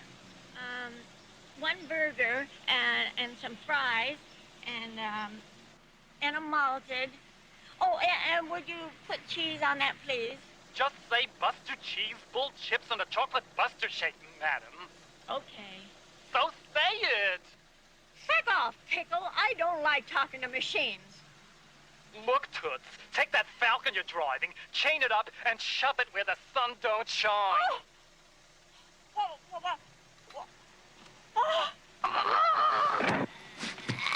Thanks for coming to Buster Burger. Please pull forward. You may be eligible for a prize. Oh, may I take your order, please? Yeah, I'd like a double Buster Burger, bull chips, and a Buster Cola. This week, any double Buster Burger comes with a Buster the Bull simulated quartz crystal watch It comes with it? for an extra $19.95. Oh, well, I'll pass on the watch, thanks. So, is there anything else you'd like to nibble on? No. Okay.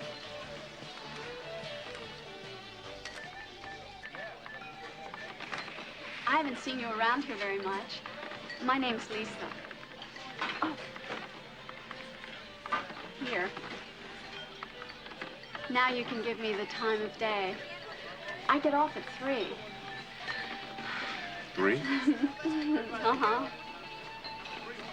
No, I don't want the time. I don't want a date. I just want food.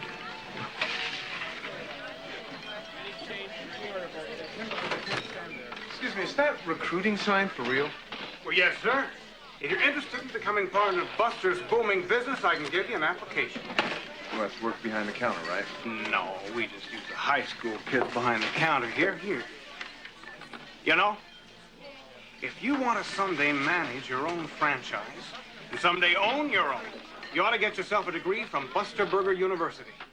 Is there really a Buster Burger University? Yes, sir. In Colorado, corporate headquarters. And it's tuition free? Yes, sir. Absolutely. All expenses paid, even if you flunk out. Excuse me, Mr. Belknap, but there's a dead woman in the drive-thru lane. We'll cancel an order. You know, next year, with an approved loan from the Buster Burger National Bank and a floater policy from the Buster Burger Insurance Company, I'm building my own franchise. Well, what do you say?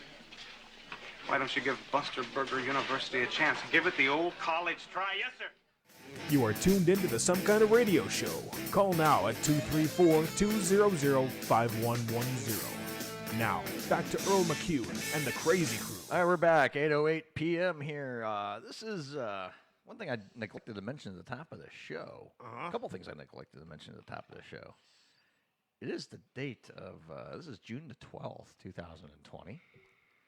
8:09 p.m. here live on Facebook Live. And, you know, I neglected to mention that, you know, we do have a returning member of the team tonight, Liz. Yay! I forgot to mention tonight. I apologize. I feel like an idiot. Liz, you still with us?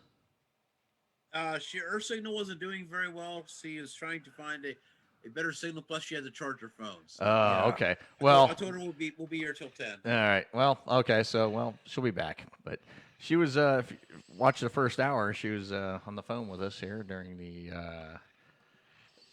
on the Zoom meeting for the Crazy Crew members that can't be here in studio. All right. Earl McCune along with Tony, the Comedy Killer, Father John. Victoria's with us. Is Naked Man Eric with us still? I can't see. No, but I'm here. Reluctantly. Oh, look at Hey, buddy! Secret Asian Ben! Look who snuck in. Yeah, see, this is what I like about Zoom, because you don't know when... I don't know when you're going to... You don't know who joins. Yeah. And the best thing is, you know, it's a private invite, and, you know, it's one of the few people... One of 9 people could be on this invite. You never know who, so... All right, well, Ben's with us. Hey, Ben, what's going on, buddy? Oh, you know, just chilling, hanging, enjoying this weather. Yeah, hanging. And kind of chilly. He's hanging low to the left, but he's hanging. Oh, yeah, way low, way left. I don't know about way low. Some people say the water's cold. Some people say the water's deep. I don't think he knows either one, but... No, think somebody else has to determine that for you. Yeah, that's true. That's true. Anyway, welcome back. We're gonna get to our next topic here. Let's talk about Dr. Acton, who resigned. I know we talked about it briefly, but let's hit on that subject now a little bit now. She was acting like a doctor. Yeah. You mean like a Nazi death camp doctor? Yeah, pretty much, yeah. Why would anybody want to hit on that? You would. Amen.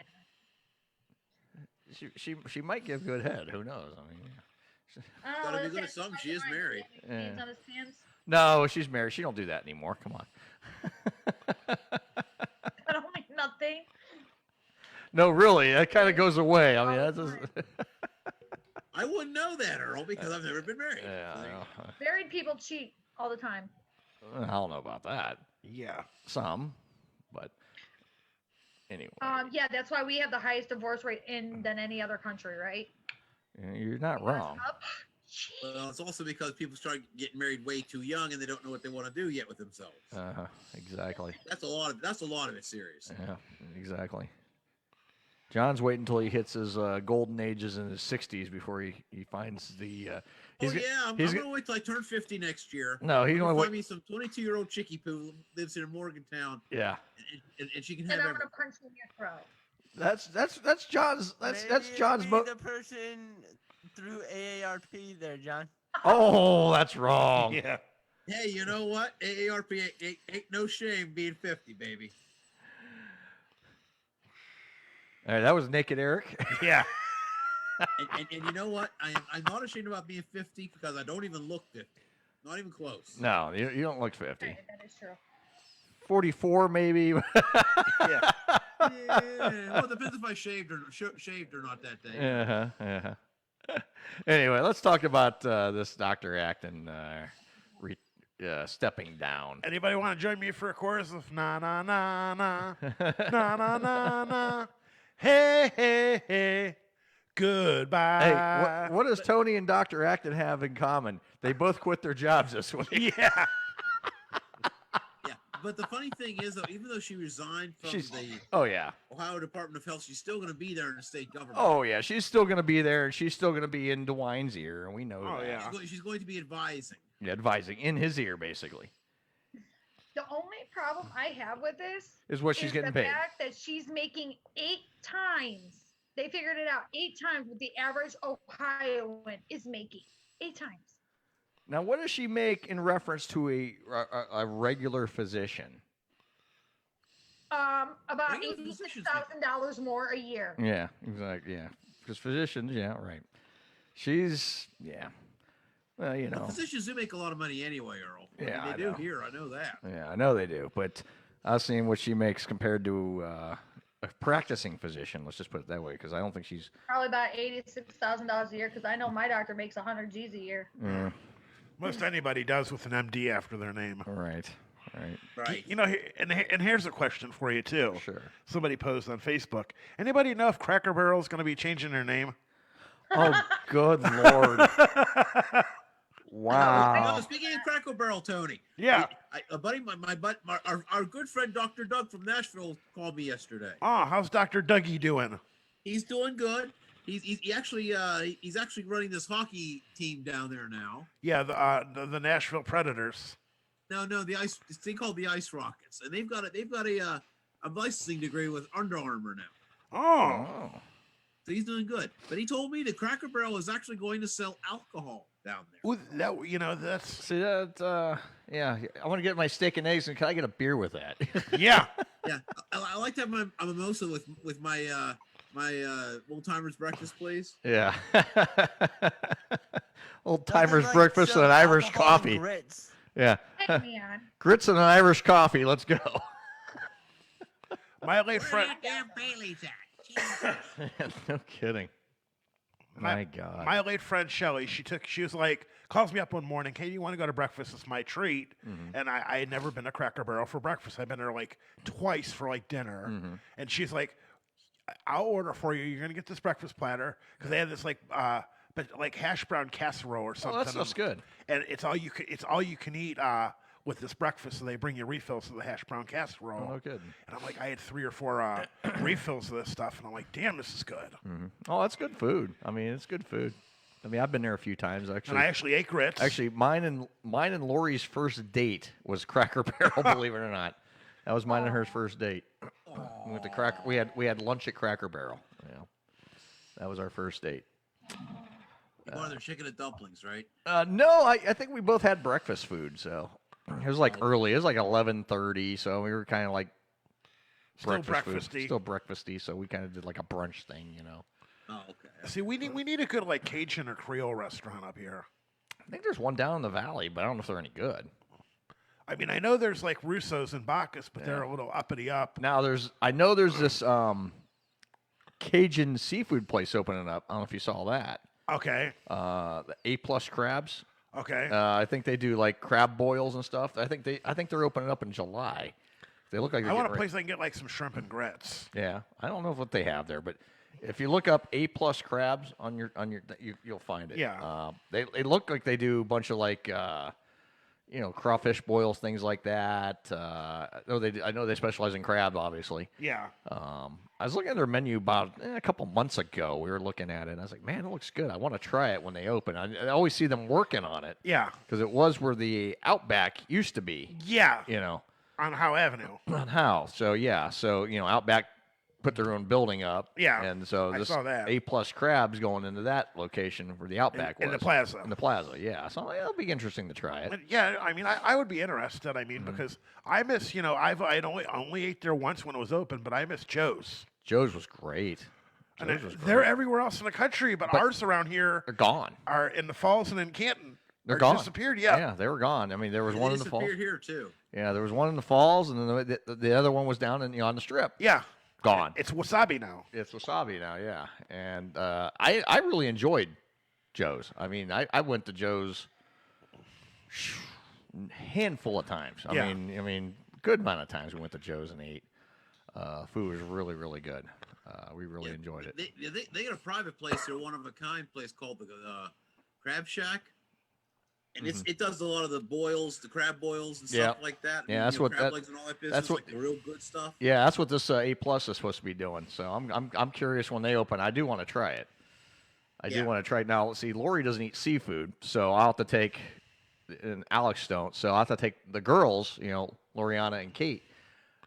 They love seafood, so I told them we're gonna have kind of our little date night. Yeah. And I'll take the girls, and I'll take them to go. And And the other person I gotta Alex play. will go with you? The other person Alex don't eat that shit. No, he won't go. Oh, I thought he sees food, he eats it. No, he's very picky. Yeah. He's very picky.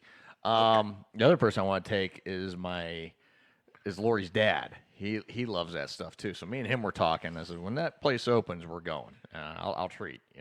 Because like I've had because soft shell crabs, you eat the shell and all. Mm-hmm. Because they steam them, or even if you boil them, Yeah. you don't have to crack anything because you eat the entire, because the shells are soft, Right.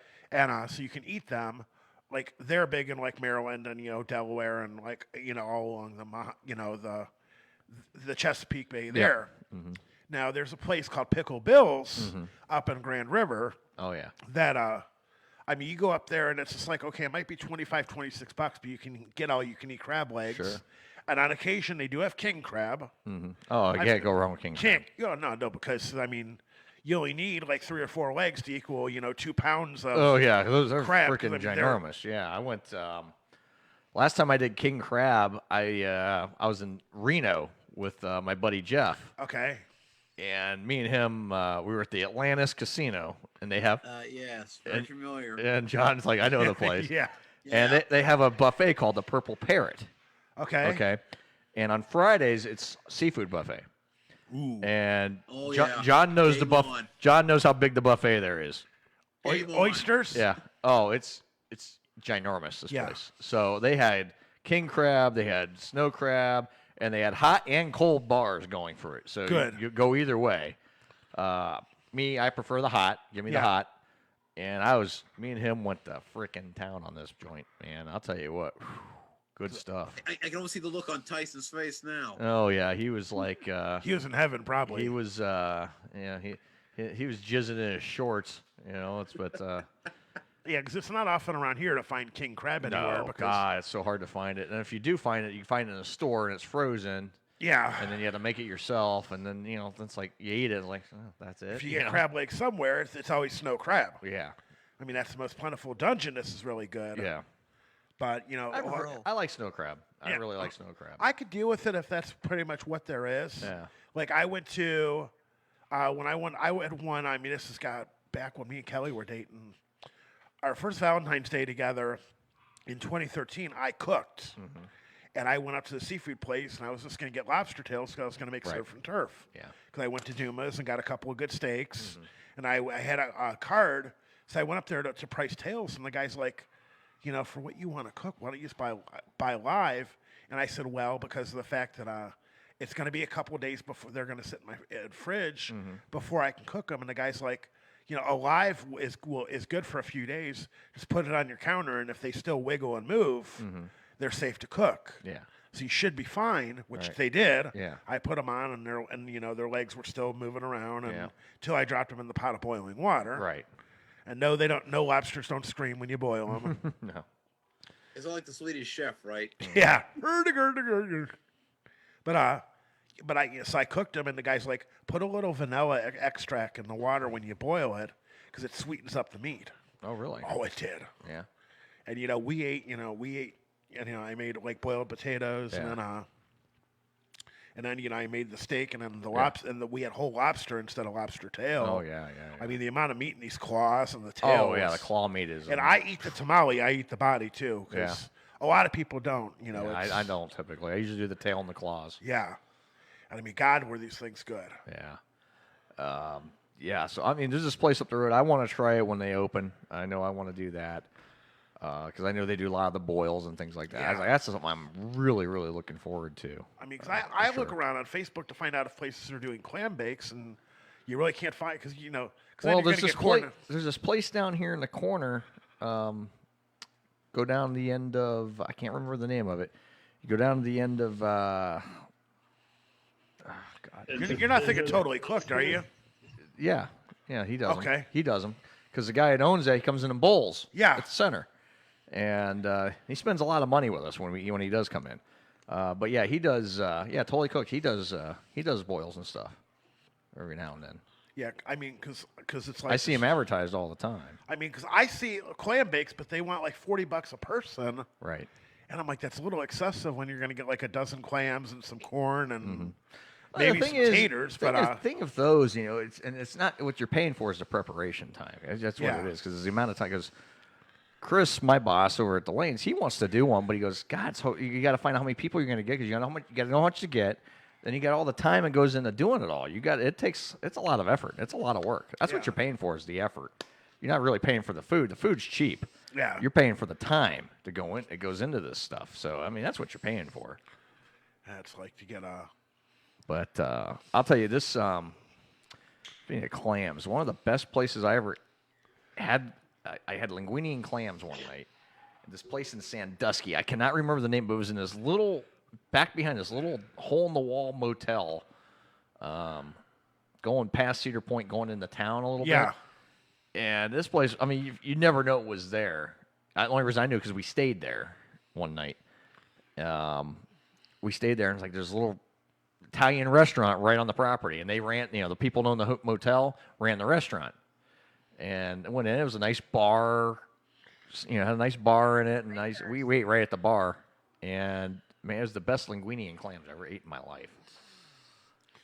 My God, it was good. See, John, next time you come into town, oh, shoot, it's not open anymore.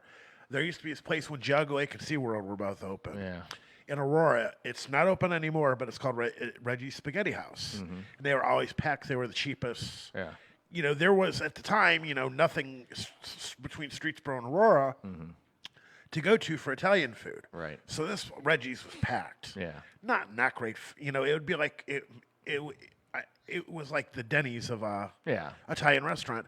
Well, their dirty little secret was if you would order like spaghetti and meatballs was their specialty. Yeah. They sold the shit out of it. Yeah. Well, if you didn't eat all your spaghetti, they just put it back in the pot and reserve it. Oh, Jesus. Oh, man. God.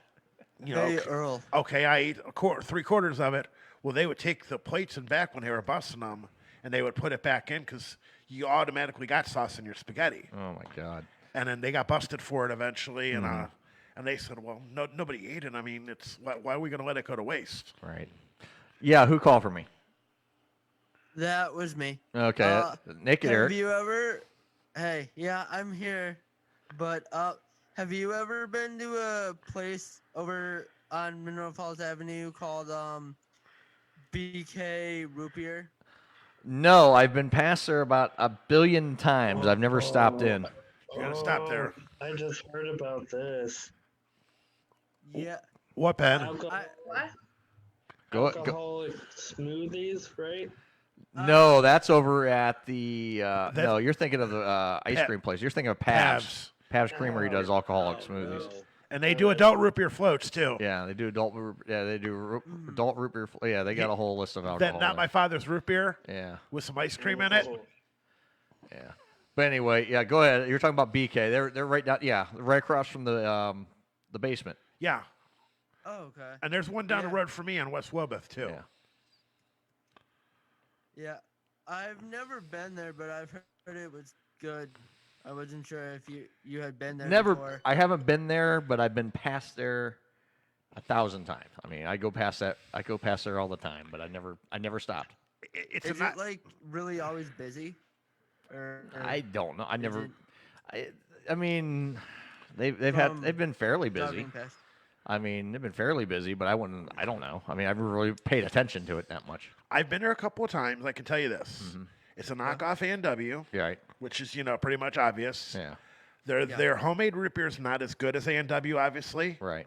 But the food is good. Like I've never had anything bad at A&W to eat. Oh, I was enjoying A&W's. Yeah, and A&W's food had always been good. Yeah. And because that was the thing growing up, that was the drive-in we had. Yeah. I never knew about Swenson's until I moved to Akron. Right. Because that's more of an Akron thing. Oh yeah. And then of course, you'd watch Sonic on TV all the time. And right. We never had one, but now we've got two that are reasonably close. Yeah.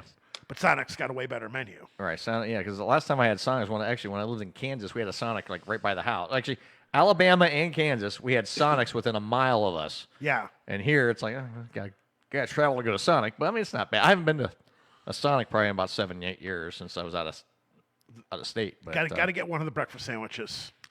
I hear they're breakfast good. Toasters. Yeah, I heard they are killer. Are they good? Because I'll go there and I'll get like a Chicago dog because they got a great Chicago hot dog. Yeah. And then of course you get tots instead of fries. You got to get tater tots. Oh sure. And then okay, Chicago dog's not very big. It's quarter pound. Sure. Typical quarter pound hot dog. What's the toppings on it? You get the pickle on it. Yeah, pickle, the tomato, the pepper, mustard, and the pepper, the whole 9 yards. Oh yeah. And they actually put it on the proper poppy seed roll. Yep. Mm-hmm. Because there was that place. You remember the hot dog place that opened up right down the road on Bailey Road that was only open for a while? Yeah. They were advertising on the radio.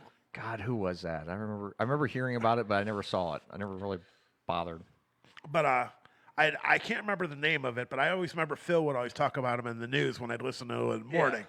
Yeah. And then then lo and behold, she shows up on the county list with all these health code violations. Of course. Yeah, of course. Oh. And so she would advertise a Chicago style hot dog because even Phil was like, yeah, I know what it is, but she just doesn't serve it on a poppy seed roll like a proper Chicago dog should be. Right. That's what a proper Chicago dog is. It's supposed to be on a poppy seed hot dog roll. Yeah. So, and it's just okay. Well, that's why you call it a style. That's why you can't get a Philly in Ohio. You can't get a Philly in Ohio. You can get a cheesesteak. Yeah, it's not a Philly until you go to Philadelphia. Yeah, and also I can't get cheese whiz put on mine. Everybody puts provolone on them. Yeah. You got to get a Philly. There's a place where you could get a Philly. It's in Twinsburg. But it's not a real Philly. Road. It's not a real Philly. It's a cheesesteak. It's a cheesesteak. It's not. If it's Philly is in Philly. Before? Yeah.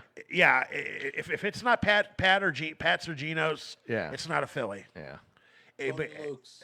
Huh? Tony Luke's. Tony Luke's is good too. Tony Luke's is good too. Okay. See, because the dude who opened up the place is from Philly. Yeah, but now the big thing, you got to be able to get cheese whiz put on your on your cheesesteak, and because that's a big thing. I can get provolone put on a cheesesteak sandwich anywhere. Yeah. But I want cheese whiz, and you also. That's what a true Philly is. That's what, and it's like, and then when you go to Pat's or Geno's, when you're in Philly, they're right across from one another. Yep. Every place that they are in Philly, there's a few of them. Yeah. But the big ones, the original ones. Right. And they're right across from one another. Of course they are. You hop in line in the morning, and you just got to say, I want one with everything and whiz, or one with everything and provolone. Right. And that's all you say. They don't sell fries. They don't Right. sell drinks. Just a sandwich. Just a sandwich is all they both sell. Right. And that's how it is. My buddy Ed has a little cart that he does, and he used to have a cheesesteak restaurant. And I said, dude, you can't call them Phillies. Do you put cheese whiz on them? No, they're not a Philly then. No. A Philly, you've got your option of cheese. Philly is. You're right. A true cheese. A true Philly is cheese without the whiz. There is no option. Yeah.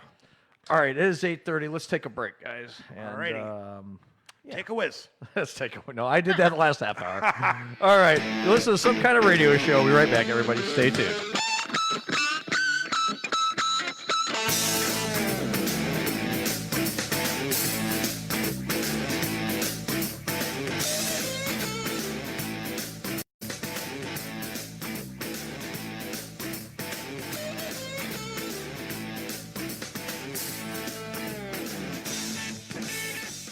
Is it for me?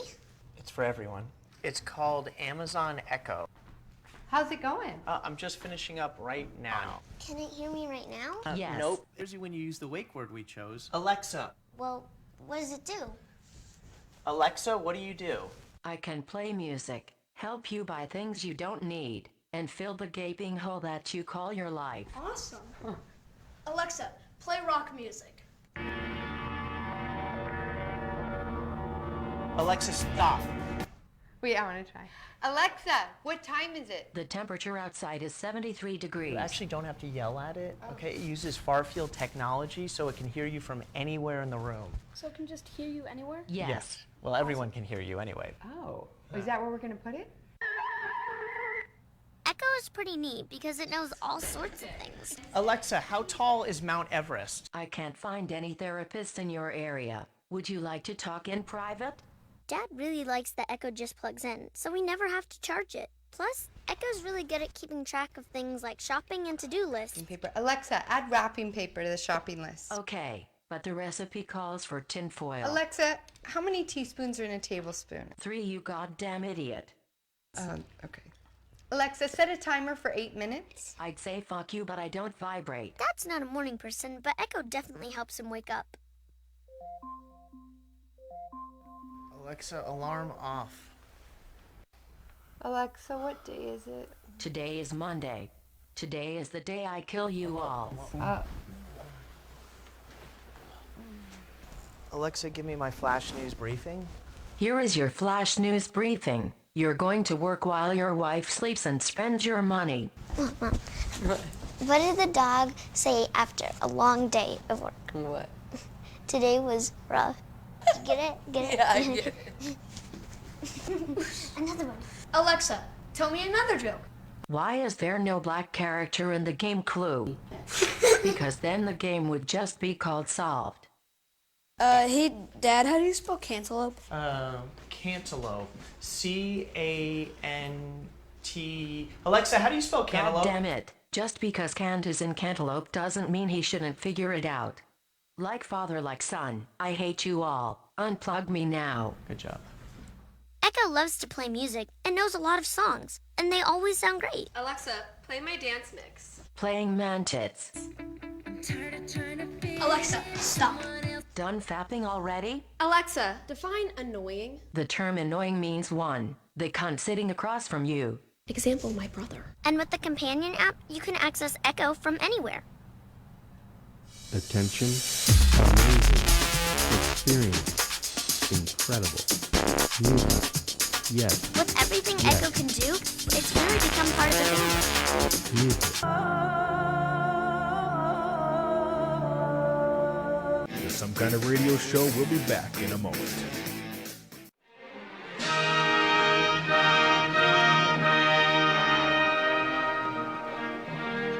Buster Burger's hamburger philosophy may be summed up with the 3 B's. Beef plus buns equal bucks. You eat it, you buy it. You eat it, you buy it. Did you know that merely by smelling, tasting, and feeling the texture, one can tell where a burger comes from? They all come from different areas. Hold it. Look at this. You see that? That's a giveaway. Buddy's Belly Bombs and Sushi Bar, Franklin Square, Long Island. Bull is our business. Bull is our business.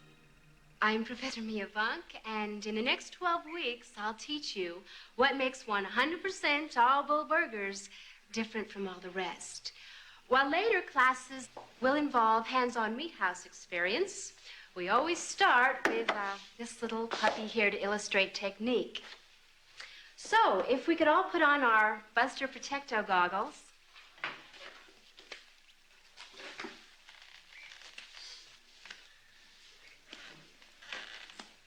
Ready to go.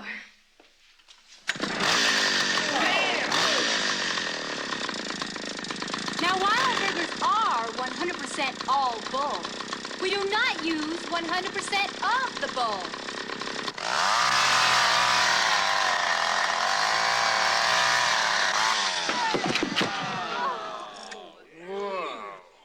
A lot of bull in every bite. A lot of bull in every bite.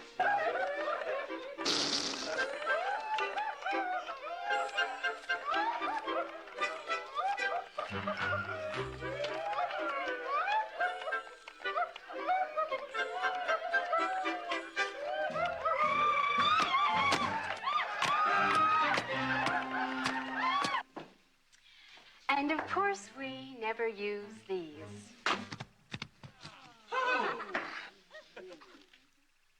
B9. Sister, I believe that's bingo. Bingo? Wow. Scrotum. A real delicacy for the rich and famous.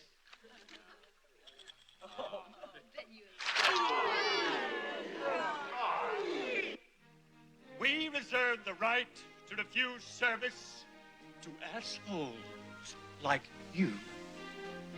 We reserve the right to refuse service to assholes like you. We're losing it. We're losing it. Pulse beat, it's up. Pulse rate is up. Now it's down. No, sir.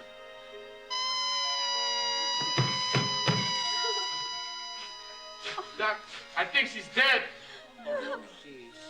Oh, doctor, can't we do something?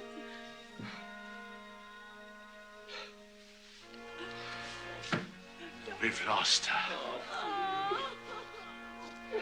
And yet, in death, she still continues to produce.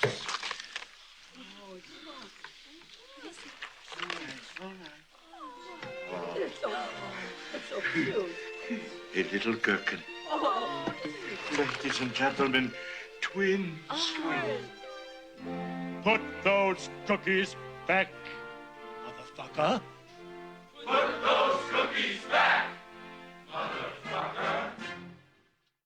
You are tuned into the Some Kind of Radio Show. Call now at 234-200-5110. Now, back to Earl McCune and the Crazy Crew. Put those cookies back, motherfucker. I love that line. We also reserve the right to refuse service to assholes like you. I'd love to say that to a lot of people. What do you think there, John? I would agree with you, sir. I also like the scrotum, you know. Yeah. Oh, you like the scrotum, huh? Well, no, there's an old band song we used to have back in the day. Yeah. We used to call scrotum, SCROTUM. Uh-huh. Nice. Nice. All right. Hamburger the Motion Picture. That is our salute for the night. We play clips. And if you're just toying.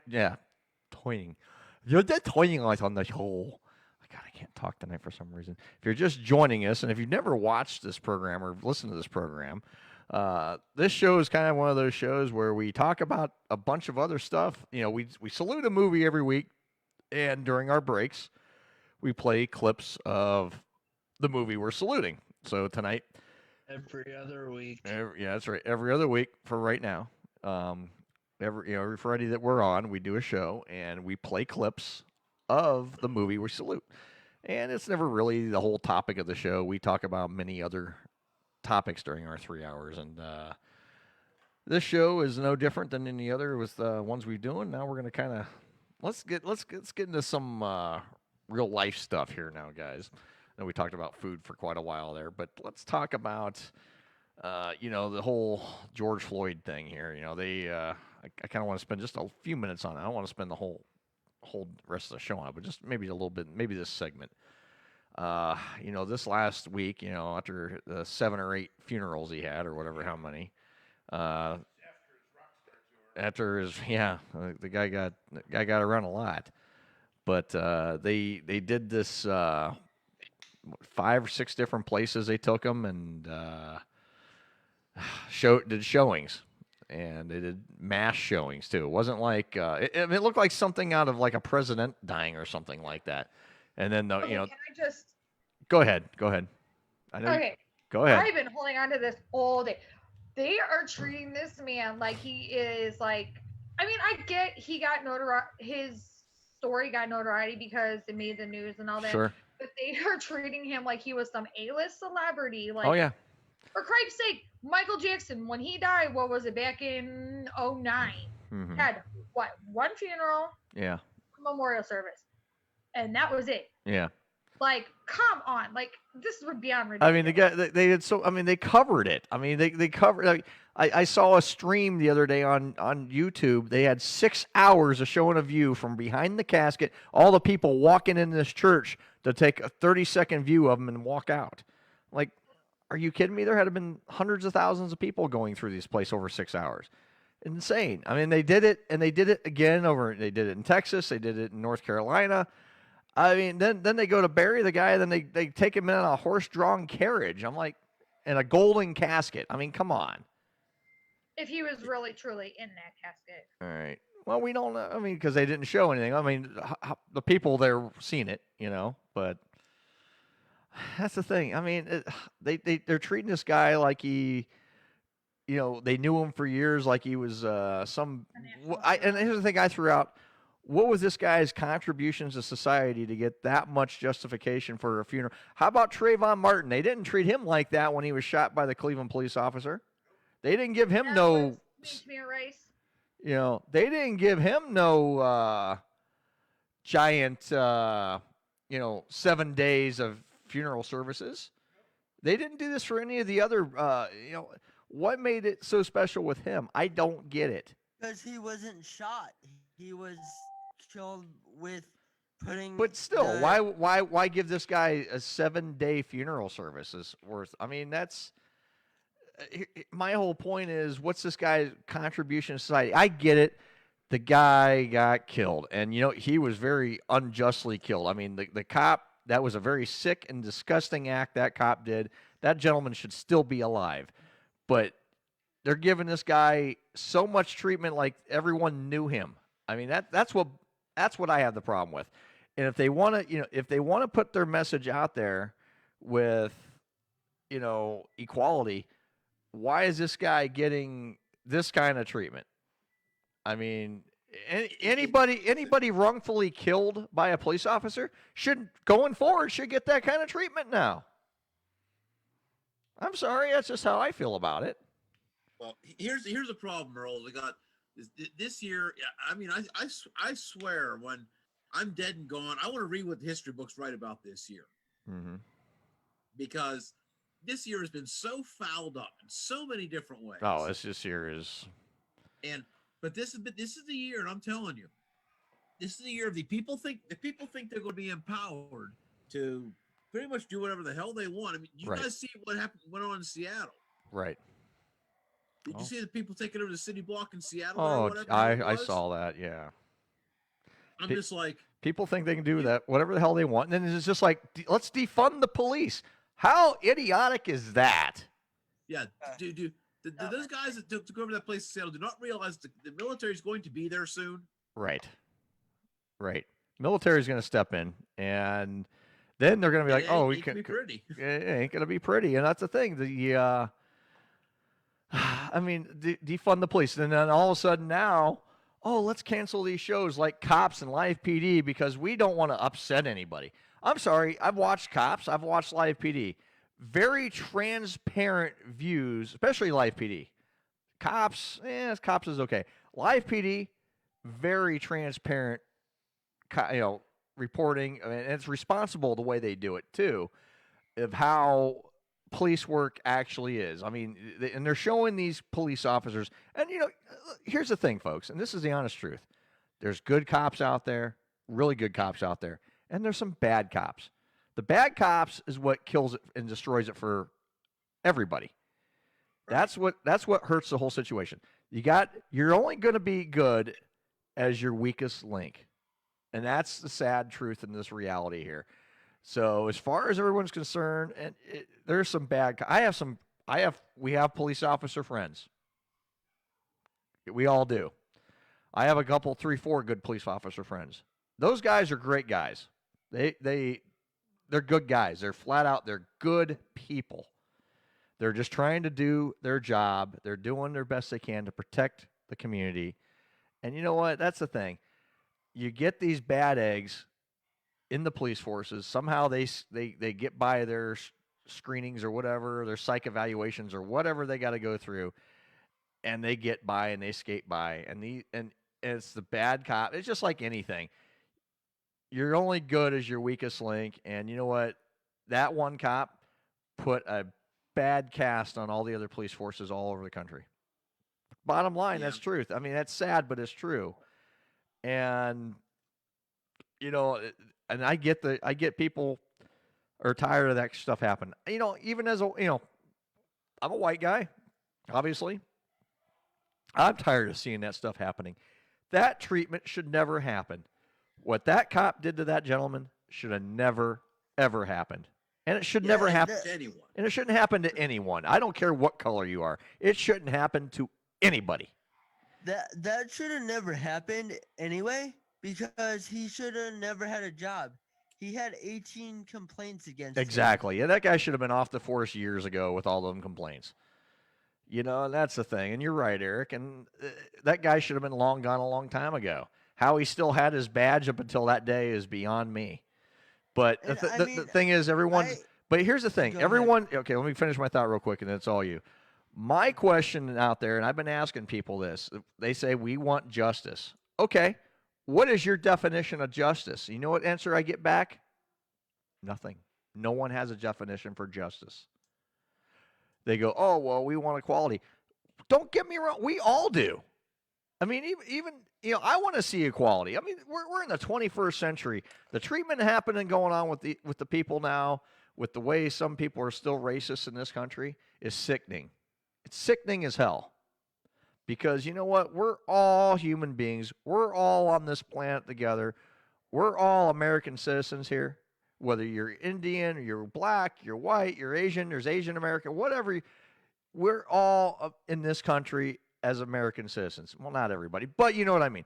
The ones that are in this country, born and raised here, you're an American citizen. It doesn't matter what color you are. You're a human being. You're an American citizen, and you should be treated with the utmost respect until, and that's the bottom line. If you get in trouble, you know what? You're an idiot for getting in trouble with the cops. But you know what? The cops still, and 90% of the time, they treat you with respect. If you treat them with respect back, it's simple. It's a simple process. I mean, two-way street. It's a two-way street. You have to show respect for the law, then the law will show respect to you. It's not get in trouble. Don't do illegal shit. And that whole thing with George Floyd was over a supposed counterfeit $20 bill, which we don't know if it was a counterfeit bill or not. They never released if it was or not. Yeah, it was. It was. So he was trying to pass a counterfeit 20. But I don't think. But here's the thing. You don't. How do we know if he knew it was even counterfeit? I mean, I had a lady not that long ago at the bowling center when we were still open try to give me a counterfeit 20. It was obvious as hell. And she goes, "Oh my God, I didn't realize that was fake." I said, "Okay, I confiscate it." She gave me a real $20 bill and paid her bill. And I have to confiscate this $20 bill and I have to return it into the bank. So that's what I did. And she said, "Oh, I can't have the money back." No, I said, "No, because that's nothing. That's just a piece of paper." She's okay, I get it. It's worth nothing, yeah. It's worth nothing. I said, "But I have to turn it into the bank and they will destroy it." And I said, "I have to report that as a counter." And she says, "Am I in trouble?" I was like, she didn't know. So no, I mean, if you didn't know, because I mean, some of these bills now are really good, but what the dead giveaway for this bill that was handed to me, it was just a little too small. It's just a little bit. I'm like, wait a minute, the paper didn't feel right, and it was just a little smaller than I said. Here's a real $20 bill. Now here's your fake. You can see a little bit of green around the edges from the other one, from the real one. I was like, she says, "Oh my God, I didn't realize it." And I was like, and the lady honestly didn't know. I said, "You got past a counterfeit bill somewhere." And so she goes, "Okay, take it." And I was like, "Sorry, it's not real money." I mean, so she was like, I said, "I need." So she paid me with her, she paid me with another $20 bill. And she goes, "Is that one real?" I said, "Yes, this one's a real one." So she says, "Oh my God," she was so embarrassed by it. So I mean, we don't know. I mean, if he even knew, because some of these counterfeits are damn good. Right. We have to think about it too. I feel like this happens more often than not, but we don't realize it. Right.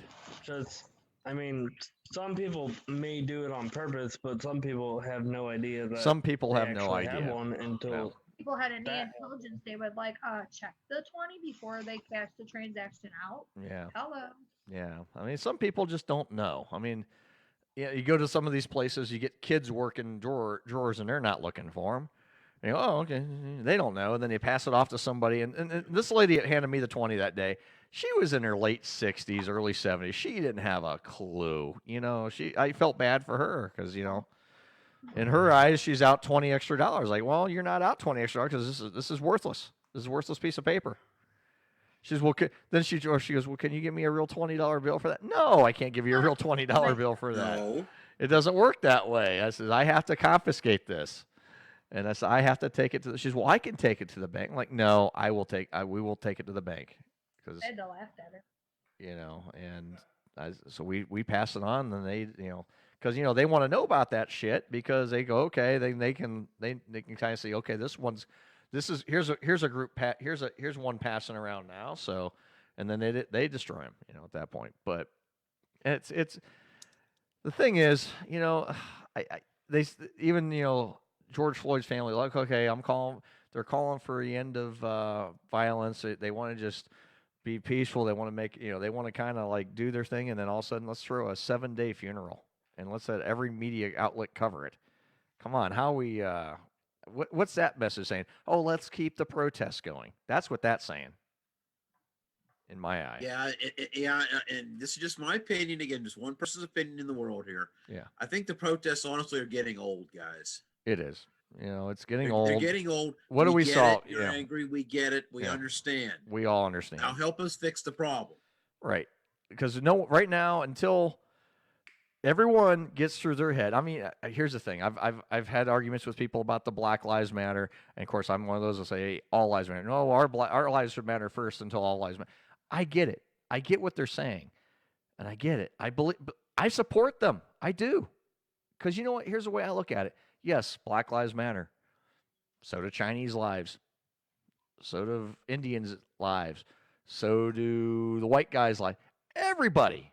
All our lives matter. The way this country's laid out, all our lives should matter anyway. We all should be equal. And of course, the argument, well, if so-and-so's life matters, then someone dies, you go to their funeral and show up and, boo-hoo for them. And it's like, here's the thing. When anybody dies, your family's going to mourn. That's the bottom line. Family and friends are going to mourn. Perfect strangers don't feel it the same. I think that's what they want everyone to feel. Well, I'm sorry, that's ridiculous because you know what? Every day in this country, hundreds of thousands of people pass away every day. I'm sorry, it's the truth. It's reality, folks, of different things. Whether it's, and get hit by a bus. but here's the thing. Do we celebrate every birth that happens? No. Do we celebrate in the world every birth that happens and every death? No, because you know what? That's all we do. You hate to see anybody pass away. I mean, but it's a thing, or for any reason, whether it's natural causes or murder. Murder's even worse, but you hate to, but it happens, folks. I'm sorry to say it happens, and it's sad. I didn't see anybody get murdered. We should be beyond that in this world at this time, but we're not. People kill each other, and it's sick. There's black on black crime, there's white on white crime, there's white on black crime, there's black on white crime. It doesn't matter. People kill each other, and it's disgusting. It's sick. It's vile. I'm fed up with it. But what we need to do in this country is all learn to respect each other. And like I was having a conversation the other day with Lori we were talking about thugs. I mean, you got black thugs, but you got a hell of a lot of white thugs too, guys. A hell of a lot of white thugs out there. They're out there too. It doesn't matter what color to be a thug. There's some bad white kids out there too, causing a lot of shit.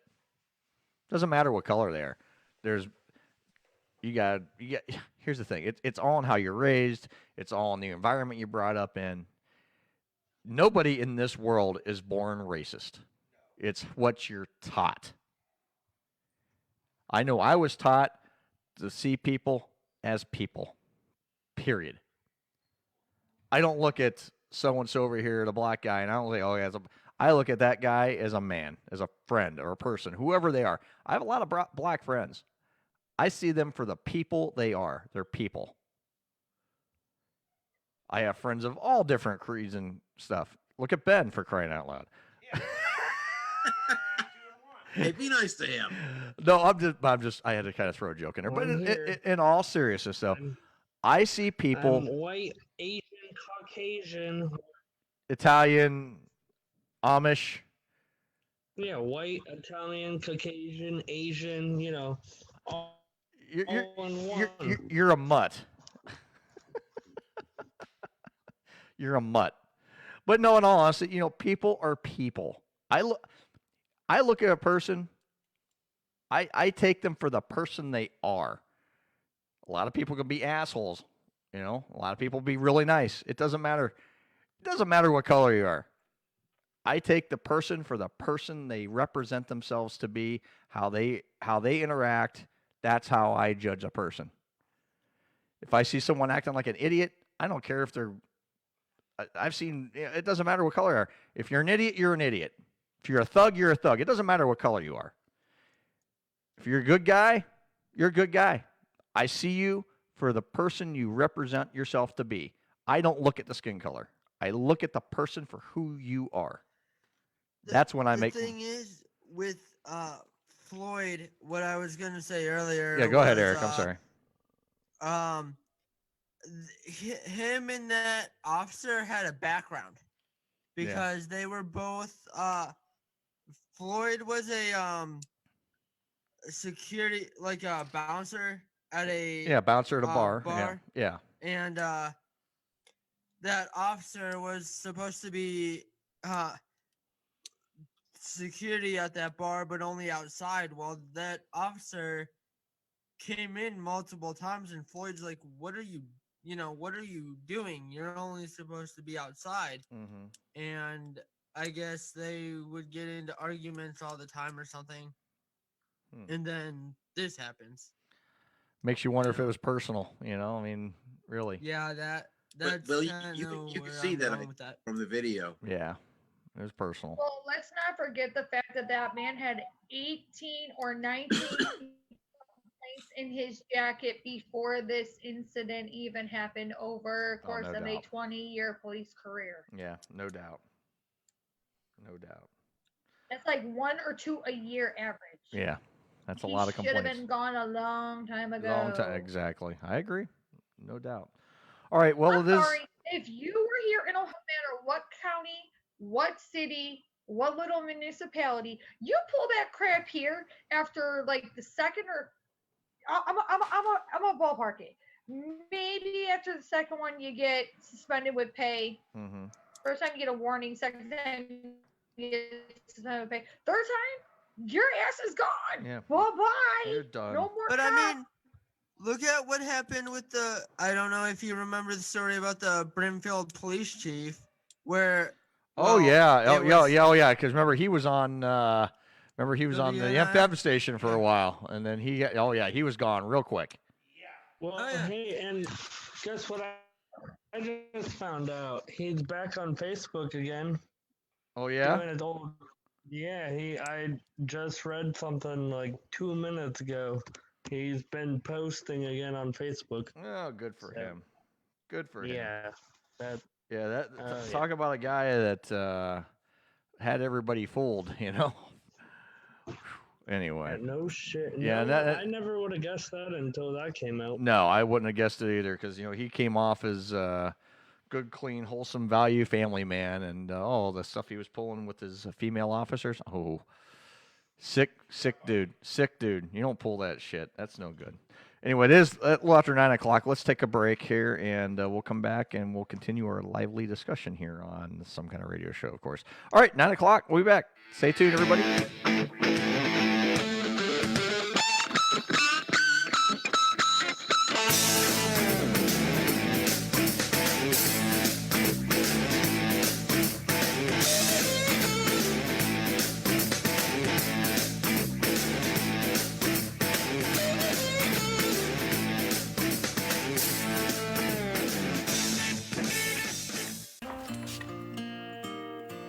I must have the wrong house. Sister. Oh, I missed you so much. They waited up all night for you, you know. It's a long way from West Africa. Oh, coffee. He's here. I brought you something from far away. Really? Oh.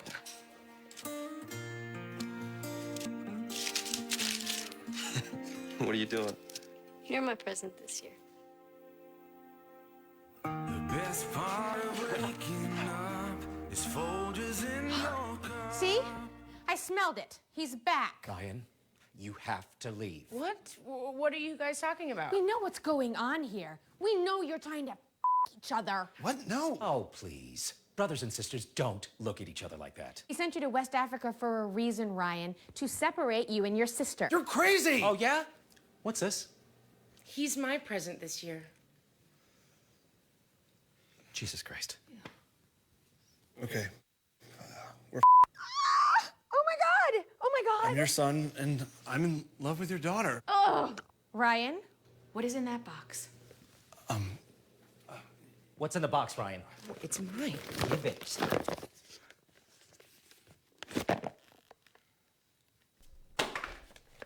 Unbelievable. Holy shit. Emily, I love that we have so much in common because we grew up together.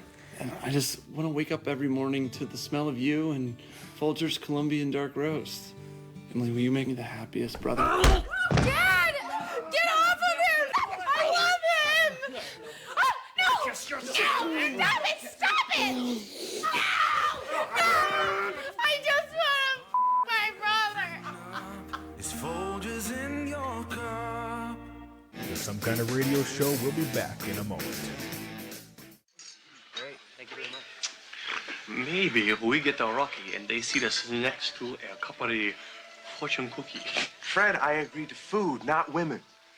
You are no fun. Hey, there's Druden's girl.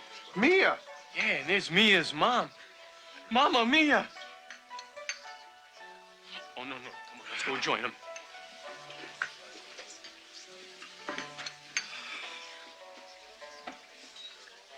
Well, hi, Fred. Hi. Playing hooky, Mr. Procope? I had to get out and get some real food. So did we. And we would love to eat it with a couple of real dolls like yourselves. Wouldn't we, Russell? Yes, Fred, we would. Mother? Yeah, well, they say you haven't lived until you've tried the Some Young Boy here. Take a load off, guys.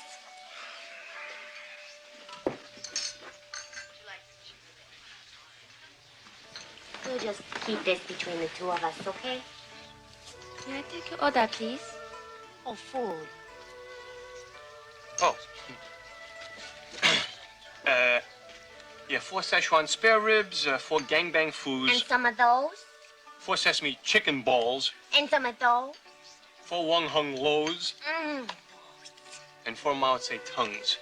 That about do it? Yeah, it'll do to start. Thank you. Good evening, sir. It's brand new, kid. Yes, sir.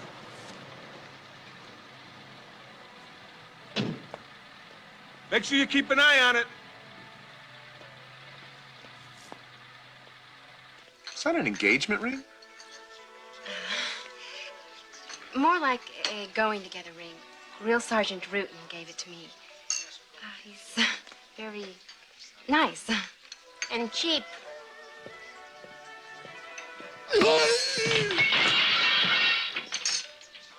Hey, guys, I'd say that in about 5 seconds, you're gonna be looking at Grill Sergeant Rutan.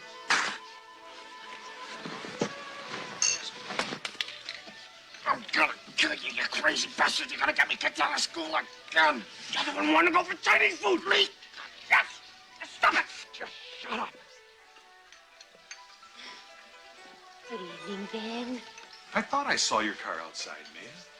Well, we were just leaving. 4 Szechuan spare rib, 4 gangbang food, 4 Wang Hung lo, and 4 Mao Tse tongue. Enjoy. Awful lot of food for 2 people. I was hungrier than usual, Ben. You got enough food there to feed an army. You know, you've been promising to have Chinese with me for ages, Mia. What do you say we eat now, right here? I'll buy, no problem.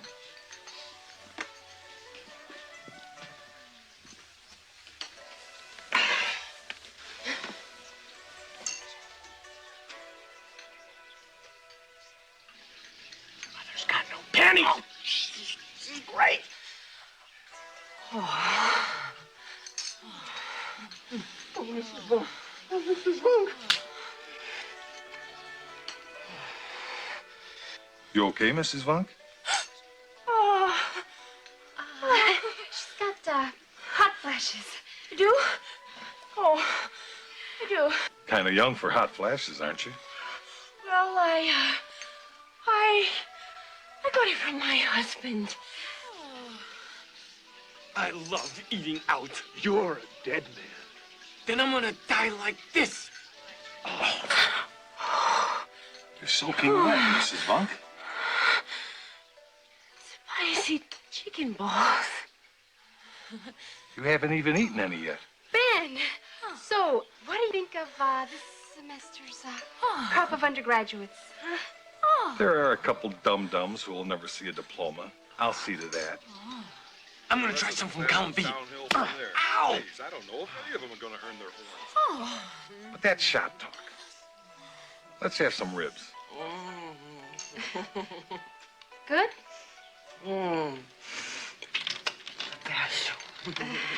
Yeah. Oh.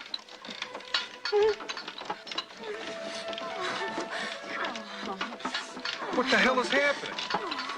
Earthquake. Stop it. But this is the only table that's having it. Yeah. Yeah. Spirit? Yeah. Yeah. May I? Yeah. Yeah. Yeah. Are you okay?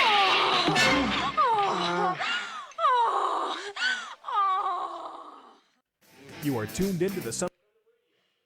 Call now at 234-200-5110. Now, back to Earl McCune and the Crazy Crew. All right, we're back. Those of you listening right now, I do apologize. I've had a couple messages about the phones, and apparently there's a system crash with dial pad right now. I'm looking at their. It's not on our end. There's a problem with dial pad right now. So Yeah. they are the server. They're trying to fix their servers right now for whatever reason. I'm on their website right now, and they are having a technical malfunction right now. So Yeah, well, so is Facebook because I keep getting kicked out of our live stream. Shame. And it's out of a rang of fresh set of technical difficulties. Yeah. Go figure. All right. Anyway, let's see. Yeah. Just making sure there we go. Is it back on now?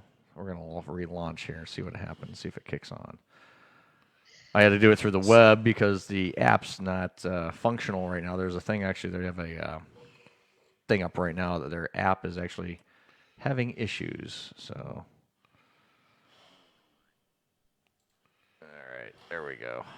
All right, let's see if we can get that working now. Things that happen during a live show, guys, you never know what's going to happen. You gotta love it. But, yep, we do apologize for those of you trying to get through tonight. I know the phones have been, people said they've been trying to call and not getting through, and I did not know we were having any real difficulty until I looked at my messages just a few minutes ago. So it's like, wonder why no one's calling, because I got the app open, but it's not doing what functioning. It's not functioning. It's the app's an issue on. Is dead. Yeah.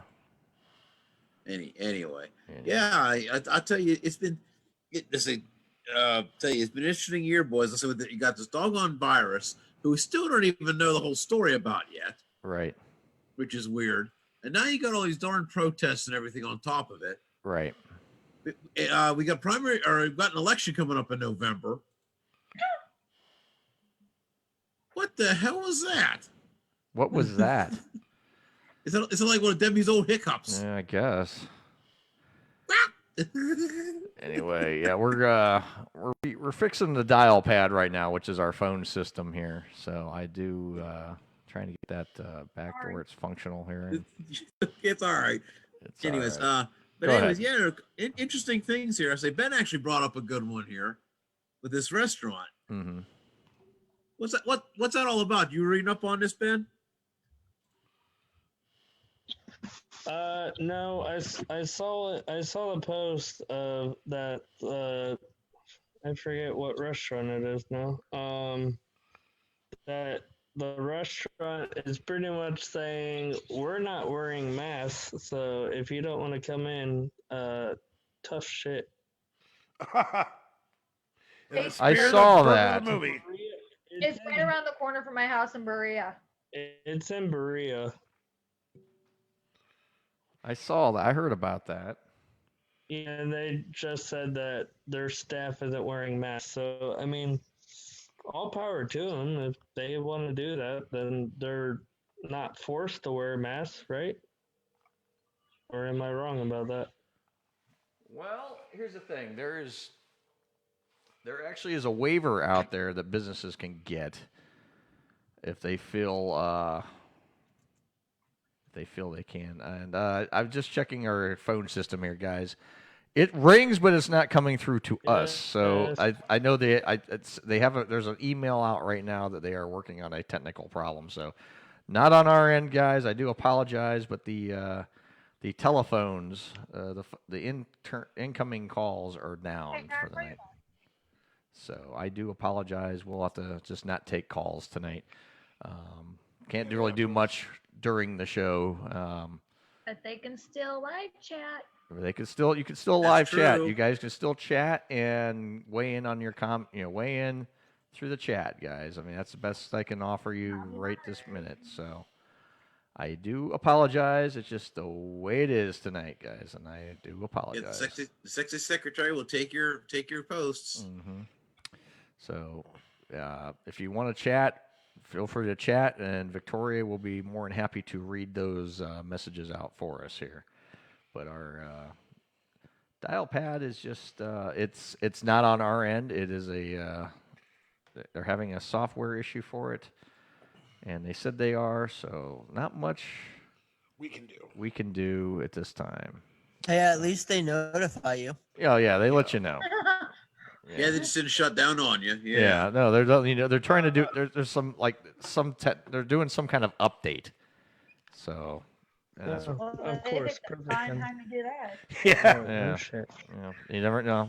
Typically, most people use dial pad, use it during the day for their businesses. I mean, we're at 9 o'clock at night, so we're thinking, oh yeah, probably. Who's going to need it anyway at this point at night? Except us. You know. I have a. But I have a question. Okay. Question. Go ahead.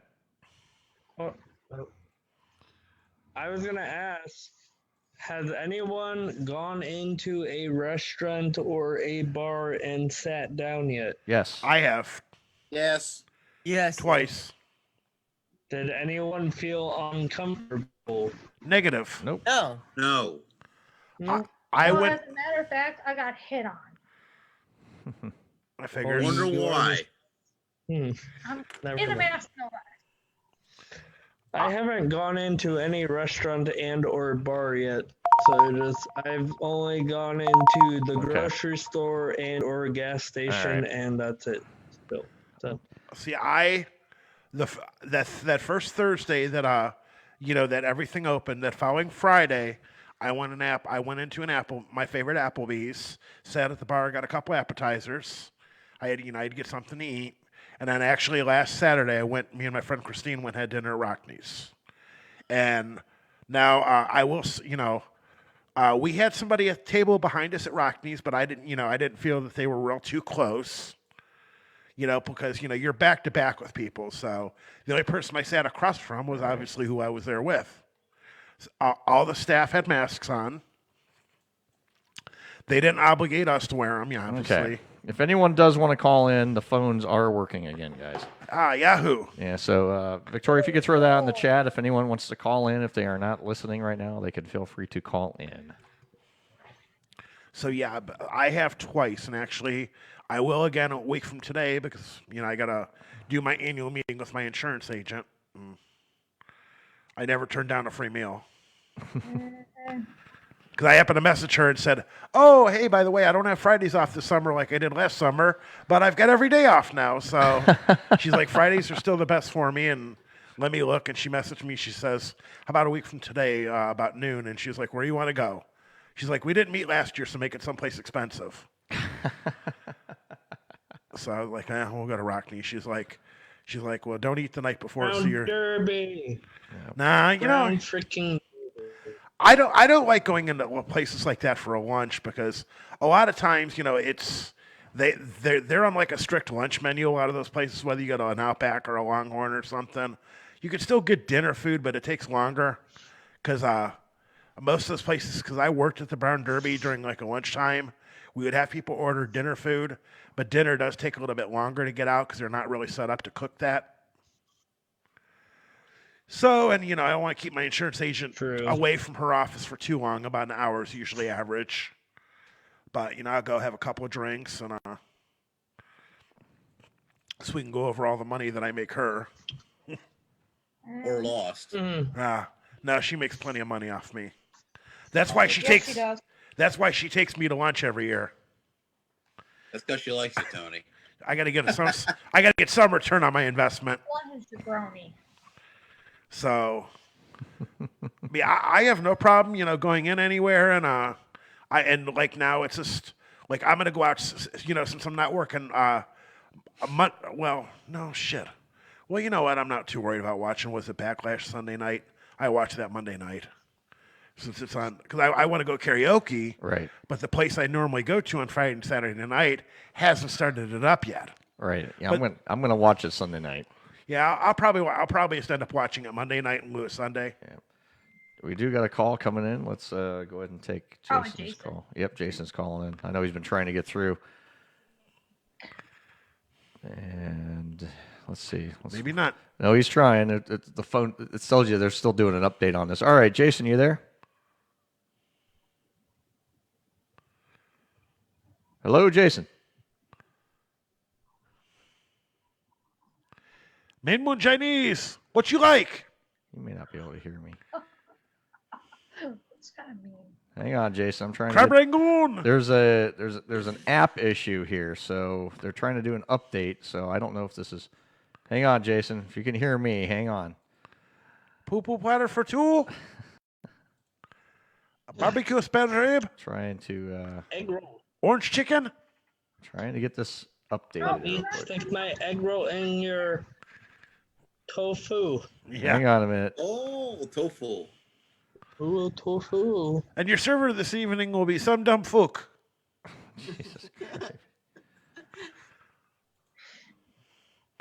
And your bartenders, fook you and fook me. Okay, Austin. Did Bert go with it? Yeah. Jason, can you hear me? You're on the air. Nope. No. Jason, can you hear me? The way 2020 is going, we might as well be a real live action Austin Powers movie. You know, they've been talking, they're making a number 4, but I haven't. Oh, and you know what I saw the trailer for today that I want to go see in the movie theater? Bill and Ted, number 3. Yes! Yes. Finally, it's made. I guess the storyline is, you know, it's Alex Winter and Keanu Reeves. You know, they're all grown up, and you know they're supposedly in front of the world, and they were supposed to write the one song to unite the world, and you know, I don't know, it was just. Jason, can you hear me? Ow. Jason, can you hear me now? Hello, Jason. Now you didn't put his number out to where everybody can see it, right? No, only Okay. it's just our screen. Okay, that's our screen. That's our screen. That's not the public screen. That's what we see. Okay, good. Yeah. No, I guess not. All right. It's apparently not working. I don't Nope. know what's going on. All right. Well, phone's not working, so I'm going to take it back offline. They are trying to do an update on the app, so it's probably what's going on. It's just not. I got an email about that, and I was looking at that, like, okay, well, not much I can do about that. Sorry, we're having trouble playing the video. Don't worry about that. That's Okay. we are going through still. Good. Yeah, it's just on here. Yeah. I could hear you the whole time. Yeah, we couldn't hear you at all. What a great time. 2020, the year that sucked. Hey, I have a question. Hmm. So, like, with everything that keeps getting canceled and shit that's reopening, but like having like severe restrictions, like, does anybody actually plan on doing anything this summer, or are y'all just gonna stay and just chill in your hood? Well, I initially had been because I had bought tickets to go to Vegas over Easter weekend. You know, since I don't observe Easter. Then my flight got canceled 2 days before I was supposed to leave because they didn't get enough people booked. You know, at $50 a round trip, they weren't nobody wanted to fly, so they canceled my flight. So I've got a small travel voucher to use for Frontier, and the problem is I'm trying to look because flights are still super cheap. If I can find a flight for like $150 round trip, I want to go.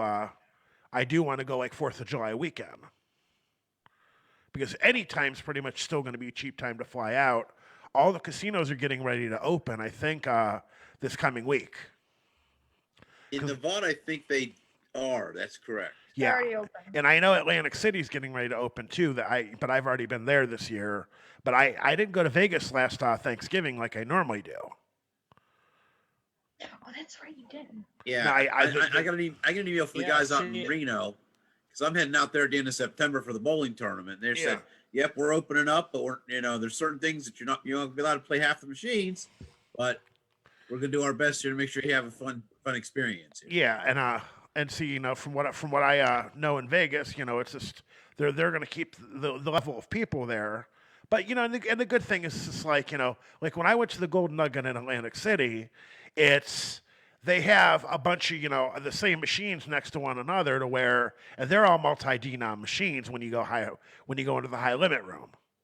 So it's $5, $10, or $25 denom. So you're not, okay, well, I can't play the $10 denomination of this. I have to play the 5. They're all multi-denominational machines. So even if they only sit people at every other one, if I want to play triple double diamond, you know, okay, they're going to have 10 of them lined up in a row, and there's going to be 5 of them that are going to be open. I'm happy.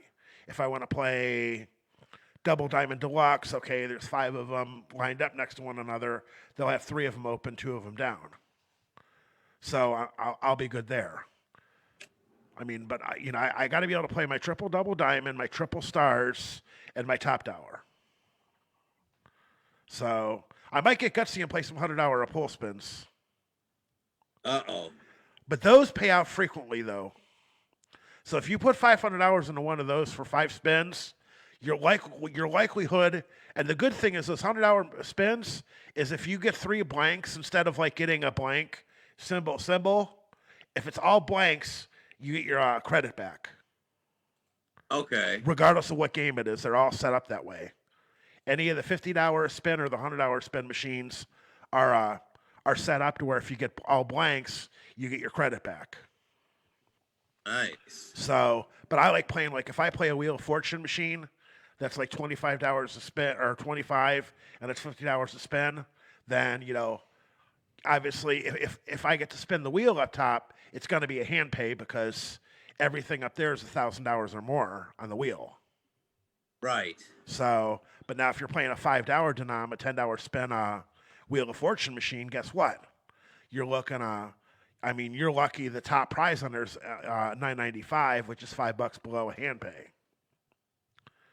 So, but I like playing the high limit stuff because I've sat on dollar machines, but they don't pay out for squat. Yeah. So I only play the penny slots or I play blackjack at a table. And I don't know if they're going to allow table games for a while. They might allow table games, but they're just going to have to limit like every other seat. Well, that's what I saw. As far as like Ohio, when casinos open here on the 29th. Yeah. What they're doing here is like there's going to be a maximum, like blackjack tables, for example, 3 seats. Yeah. And you're going to be, one corner, middle, and that's Yep, it. that's it. And that's all they're going to allow. So that's what I saw. They'll just open up more tables then. Yeah, they need to. They're going to need to because I don't know how many people's actually going to go out and go, but I'll go to the MGM. Right. So I can go into the high limit slot room. Mm-hmm. I'll take 1 week of my own employment and to piss away and right. Because I can make $500 in a high limit room last meet in 2 hours. Mm-hmm. You sit in on the right machine, throw $100 in and sure $10 to spin, and gotta love them cherries. Right. Here's another 2 spins. Right. There you go. All right, let's go ahead. Let's jump to our last break. Okay. Here. And this is a long one, so we're going to go ahead and take our last break of the night and our final clip from the movie Hamburger, the motion picture, okay? So everyone stay tuned. We'll be right back on Some Kind of Radio Show.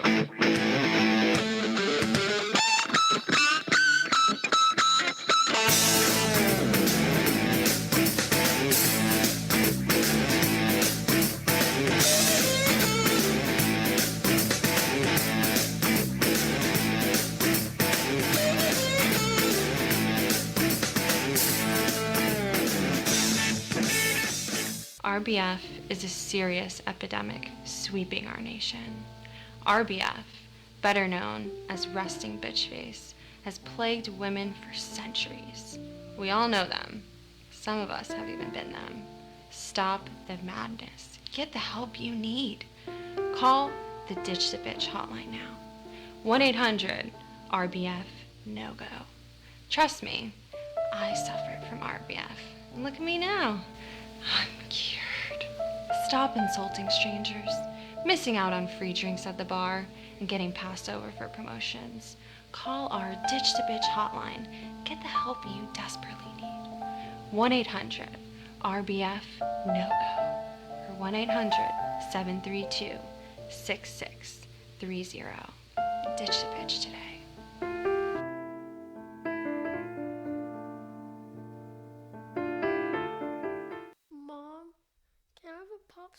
No, honey, you'll spoil your... Hey, parents, tired of those out-of-control kids? Throwing embarrassing tantrums wherever they go. At the grocery store, on the playground, even at the dinner table. You've had it with parenting, but wait, there is a solution. Introducing Nap Time, the latest, most effective tool for child tantrum prevention. It's simple. Just douse a rag with our patented Sleepy Time formula, place it over your child's cry hole, press and hold gently for 8 to 12 seconds, and presto, no more tantrum. I was beginning to think adoption was the only way out. Then a friend of mine introduced me to Nap Time. It's never been so quiet around here.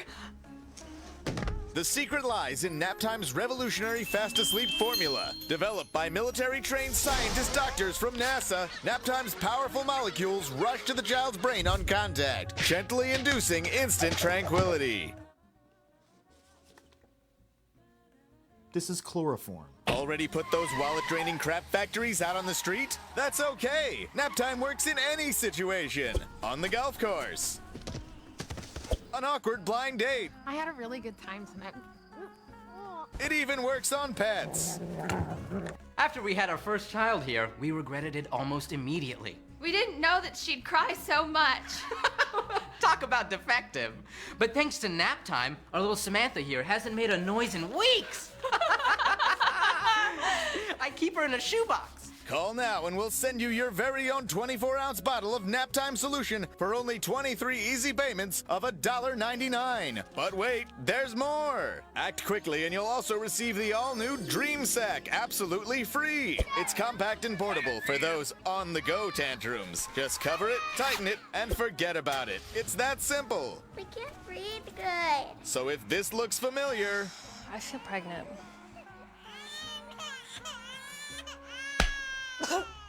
Then don't wait! Order today and join the millions of Americans who just can't stop saying... Thanks, nap time. Thanks, nap time. Thanks, nap time. Nap time! When they just won't shut up. The Some Kind of Radio Show will be back in a moment. Hi, can I Buster help you? Yeah, are you the chief, Buster? Yes, I'm the manager. Oh, congratulations. Sign. Sign what? Look, pal, all I do is deliver them. An hour later, I come back, I pick them up, okay? It was your community relations department set up the whole thing here. What are they? It's an eating club. And I hope you got plenty of dessert.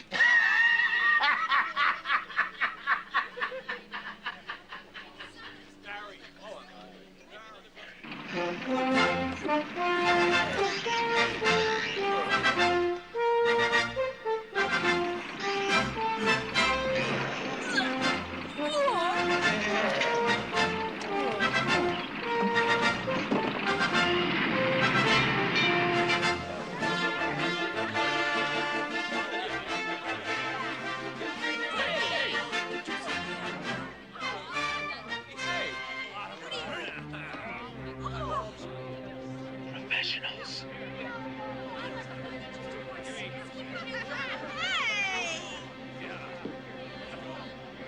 Can I Buster help you? 50 Buster Burgers, 25 Bull Chips, and 10 Buster Shakes. 60 double busters, no pickles, 40 bull chips, 22 diet colas. Diet? 45 dark burgers, make it fast. Thank you, 6 cents. There you go.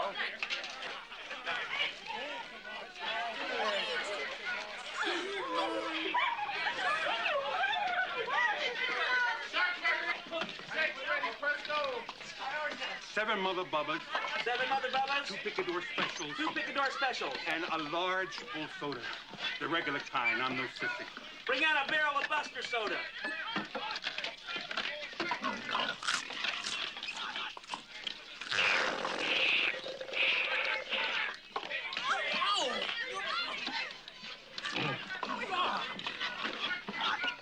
Thank you very much.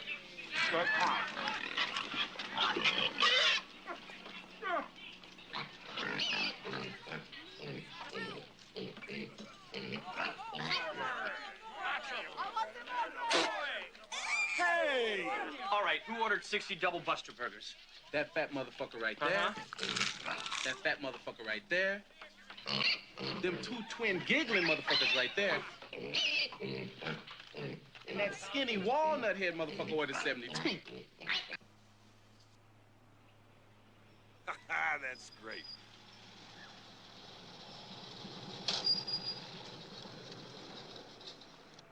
What's it gonna be? Buster Burger on a stick with cheese. Cow catchers on a Buster Shake. Hey, skate pig. We don't serve AfroTurf toilet plungers here. What the hell did you say? Skid hash mark. We don't serve three-way smoking donut chokers here. I want to see the goddamn manager now. You're talking to the manager, Peter Cheese. So merge.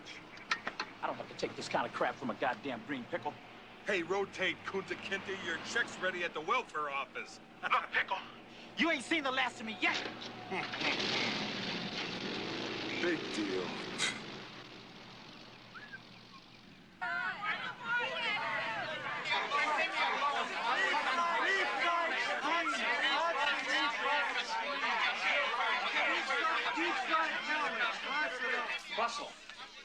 Russell, we are almost out of supplies.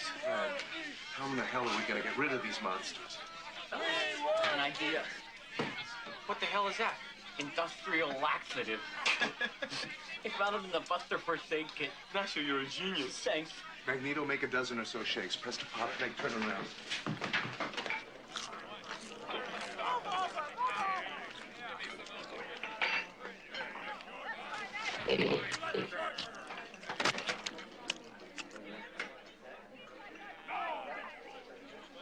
Last one, baby.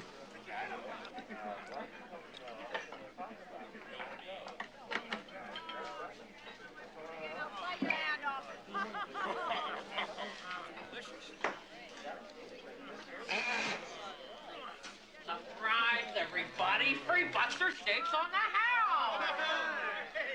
Here, why don't you have a couple more? Drink up. You like it? It's terrific. Thanks for coming to Buster Burger. One more, a chocolate one. Drink up, kids. Enjoy.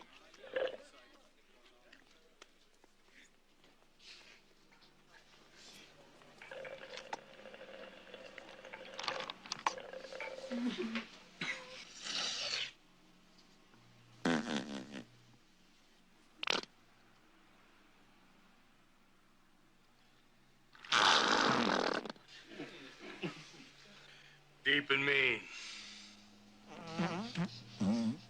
Aroma.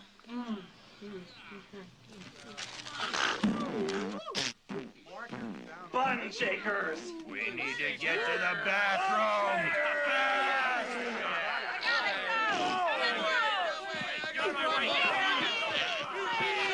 I love a parade.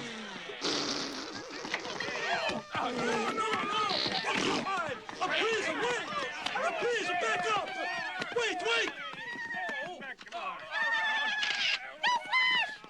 A smile, everybody!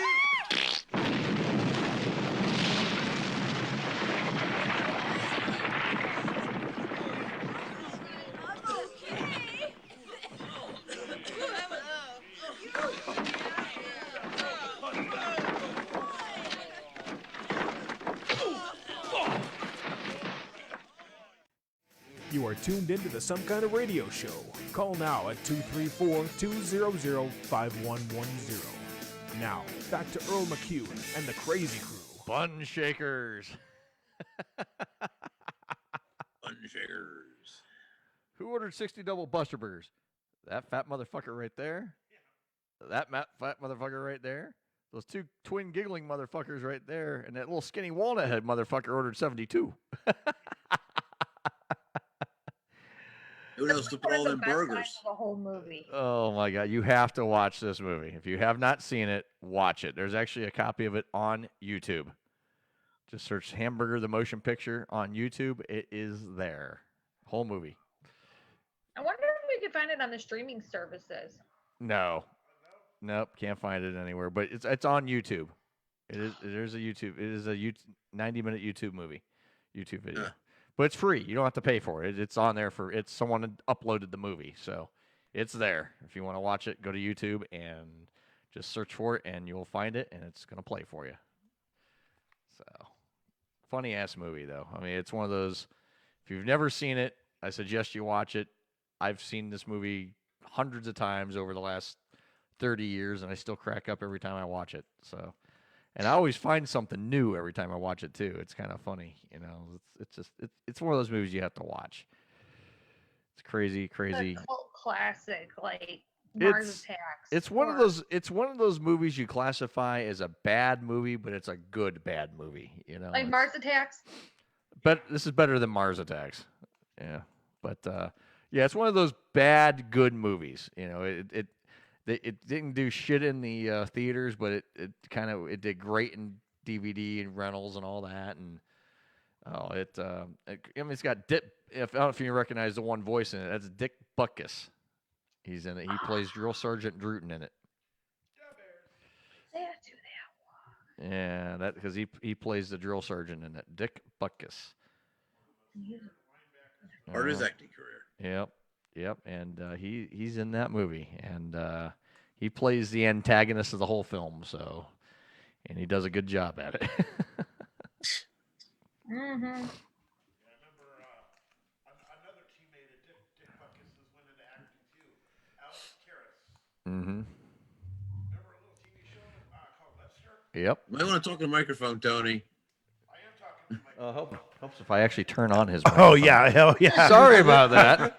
Whoopsie! It's my first. I hit mic 3 instead of 4. Whoops. Earl, you're fired. Okay, that's it. Bye bye, everybody. I'm out of here. I got shit canned. I'm gone. All right, let's try this again. Dick Butkus, one of the most feared linebackers in the NFL history of the Bears. And one of his teammates, Alex Karras, was also an actor. Y'all remember Webster, don't you? But Yes. He was on there. Little short black adopted kid that was about the size of like Gary Coleman. Smaller than Gary Coleman. Smaller than Gary Coleman, but he was a dwarf. He didn't grow up, Alex Karras and his real life wife played the mom and dad. the mom and dad on there. Yeah. Because he always called her ma'am instead of mom. Yeah, Ma'am and George. Ma'am and George. Yep. And then they adopted him, and then it was like and I had to look up Alex Karras. I'm like, oh, he was a Chicago Bear. Yeah. Just like Dick Butkus was. Right. Alex Karras also played for Detroit, I believe, too. Yeah. Yeah, but Detroit sucks. Yeah. Who else got an acting? They did back when he played. Bubba Smith got an acting. Bubba Smith, yeah. Jim Brown. Yep. Who had way too short of an NFL career, but that was his choice. Right. He could have been like the all-time rushing leader had he stayed in the NFL. Right. Long enough term. I'm trying to think what other. And it's funny too, is because when Tony Romo retired, he went to the booth with Joe Buck, and now that his replacement Tony Romo retired and went to the play-by-play booth, now with Jim Nance. Yes. And Tony Romo is one hell of a color guy. He's a great color guy. Oh yeah. He's way better color guy than he ever was a quarterback. No shit. No kidding. That's you're not wrong. Yeah. Dallas lose. He count on Tony Romo. He throw it to the other team. Yeah. Question. Answer. Speaking of football, what do you guys think of Tom Brady leaving Boston for good? Yeah, he's Tampa Bay Buccaneer. He's no longer a New England Patriot. He decided to quit. Yeah. Well, him and Gronk was there too. Gronk's down there too. Yeah. Gronk actually signed a WWE contract. Yep. Then Did he really? Well, no. Listen to what happened. Yes. Don't get too excited because he already asked for his release to go play football.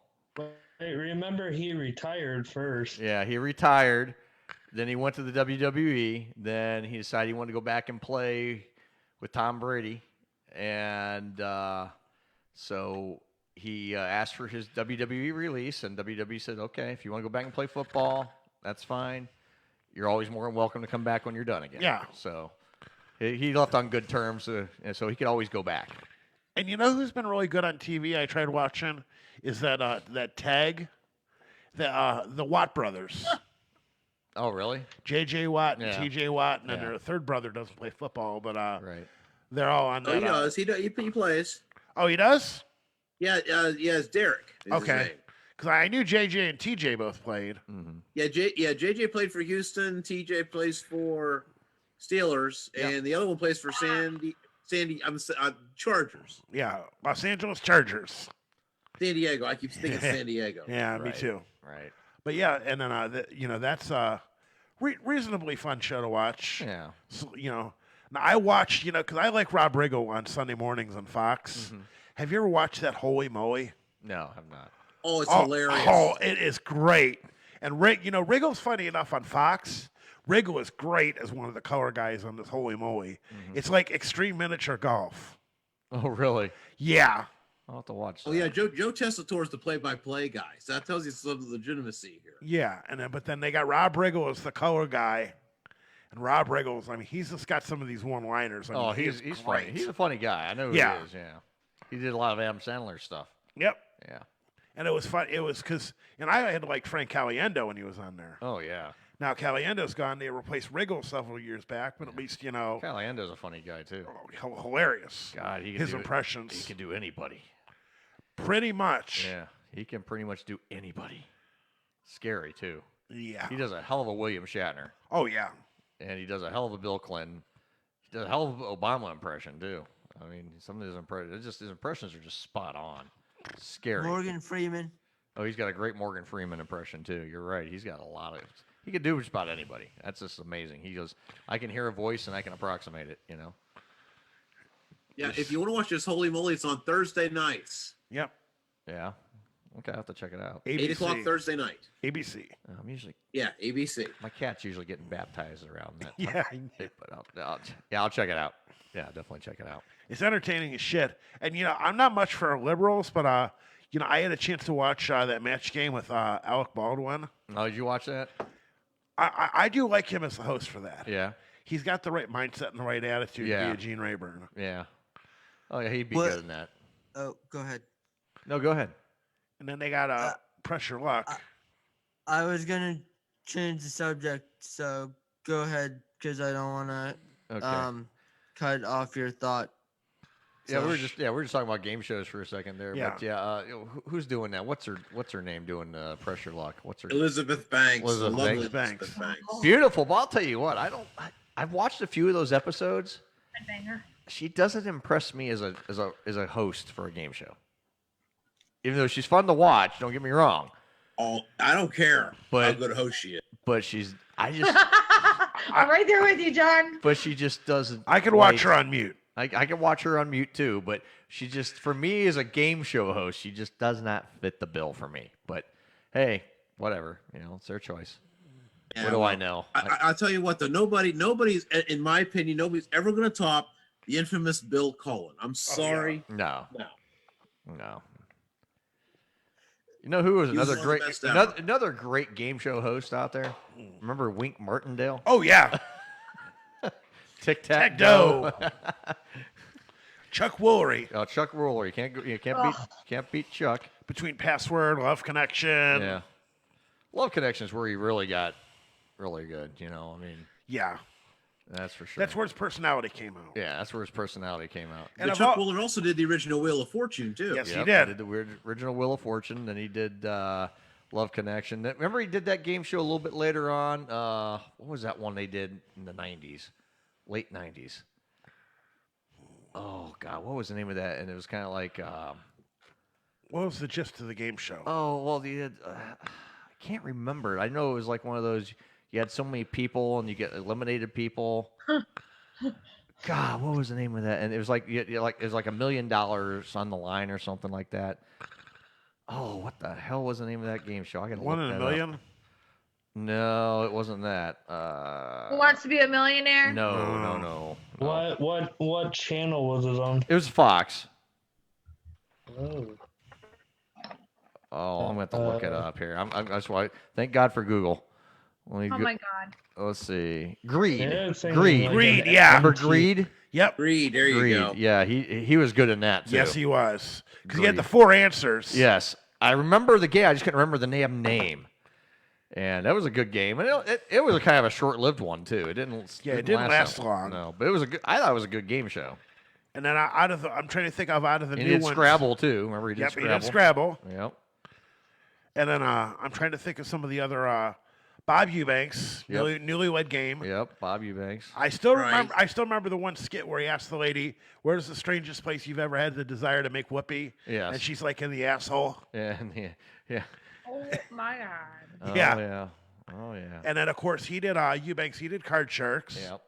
We'll have to do when we get back to doing weekly shows. We'll have to do another game show a month. Yeah, another game because like we Alex Trebek's on his last legs doing Jeopardy. Yeah. Until he succumbs to his cancer. Yeah. How long? I wouldn't give it Did you long. hear? How long are Pat and Vanna still going to be doing Wheel? God, till they're 100. Yeah, probably. But here's the thing: did you hear who is potentially being looked at to replace Trebek?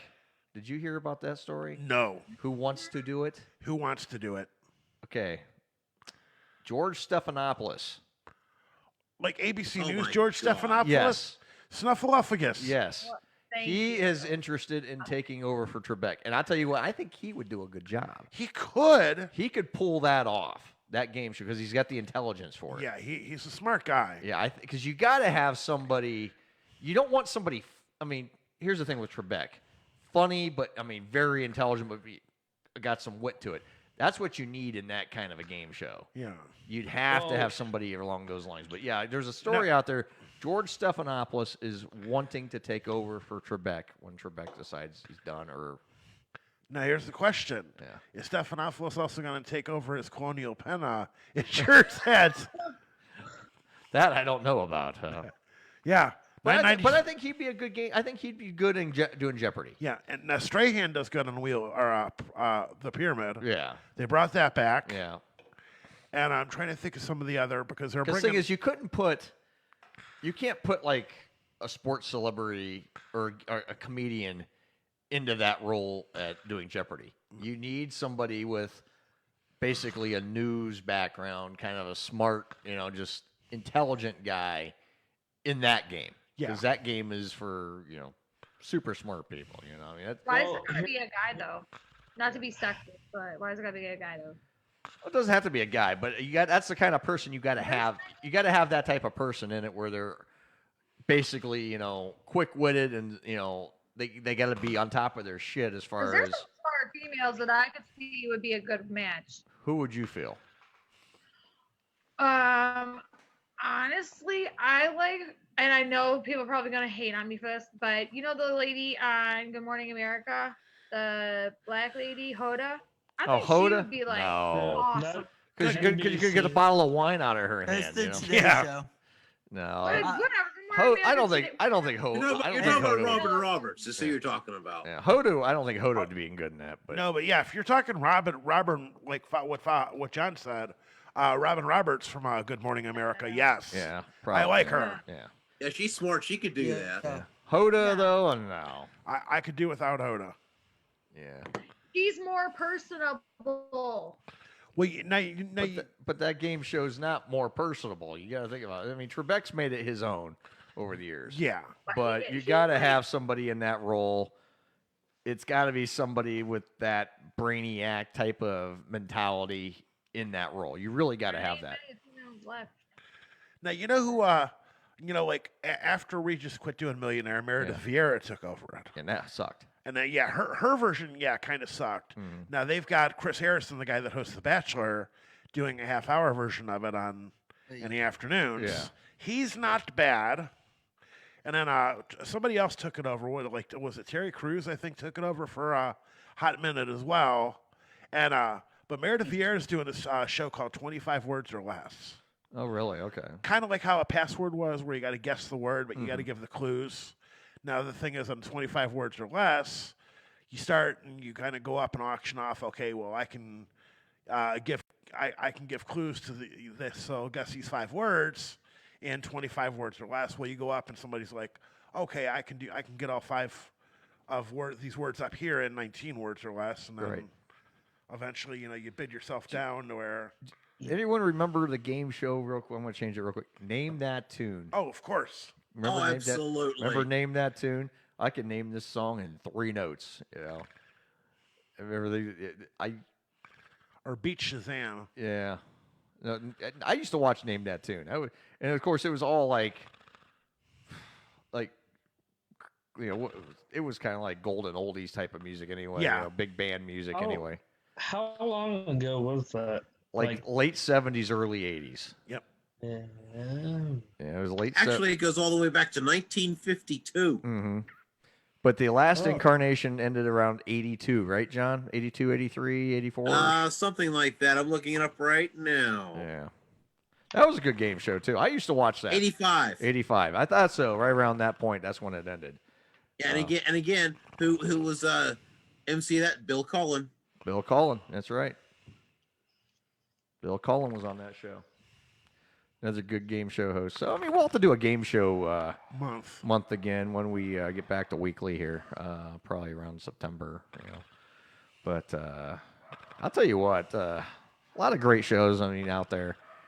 And then one thing good about this show, is we can kind of bounce around topic to topic like we do, and you never know what we're going to talk about. It's a great thing about this show. I know we're kind of rolling into the end, but yeah, we got five minutes. What do you guys think about college athletes being paid? I don't know if you guys saw the story that I sent in our little group thing, but the Florida governor approved a thing where all NCAA athletes in Florida can make money off their likeness. I don't know. Yeah, they signed that today, I guess it was. I'm gonna be honest. I don't really have a problem with it because I feel like if professional athletes can get paid to do endorsement deals, why shouldn't college kids? Because hello, they're in college, they need to make money anyways to pay for, I don't know, books and to live on while they're in college. So why the hell not? To be able to pay off college, That too. because most of those kids aren't gonna make it successful in the pros. So there's going to be 40 plus grand in debt once they get out. So let them get endorsement deals to help them pay out of their debt. Yeah, but here's the thing, though, guys. In football and like the major two sports are football and men's basketball, they get full scholarships. They don't need to be getting paid any additional money. Nope. No, I it's think the other sports that you got a problem. Yeah, I think the college kids should be doing what they're doing. They're there for school and education. Yeah, it's great they're playing sports. Right. But all the money comes in from, let's think about it. Saturday at noon, Ohio State against it's all TV, which, I kind of feel like, a big game matchup or 8 o'clock on ABC, it's not the kids making the money, it's ESPN and NCAA making that money, which also, I don't know, I feel like, those big matchup games, I feel like the kids should make a little bit of something off of that because, I don't know. That's how I feel, at least. That they get their asses kicked, they kick ass, but they don't get anything in return to that. Right. I don't know. Right. Go ahead, John. I'm sorry. All right, I'll make one point real quick. Yeah, that's the problem with the colleges, Ben. And here's the funny thing, it doesn't just happen in athletics. It also happens in graduate school at every stinking department. Because you think about a kid goes to graduate school, gets a grant to do his graduate work. He's basically a paid slave. Yeah. And it's sad, but that's the way the system is. Yeah. It's not right. It's not fair. Also think about it this way too. Also think about it this way too. If they're playing any kind of college sports, they're putting their body physically on the line. And let's say they manage to get to the senior year, and say for example they already had these endorsements, they were already paid to them. They get hurt. They can't finish out their college career playing whatever sport. They're going to need that money to fall back on. Mm-hmm. Exactly. Yeah, Go ahead, Jeff. Yeah, last thoughts of the night, guys, so we can wrap this up. All right, Eric, you go on ahead, buddy. You go ahead. Oh no, I was saying good. Anyway, that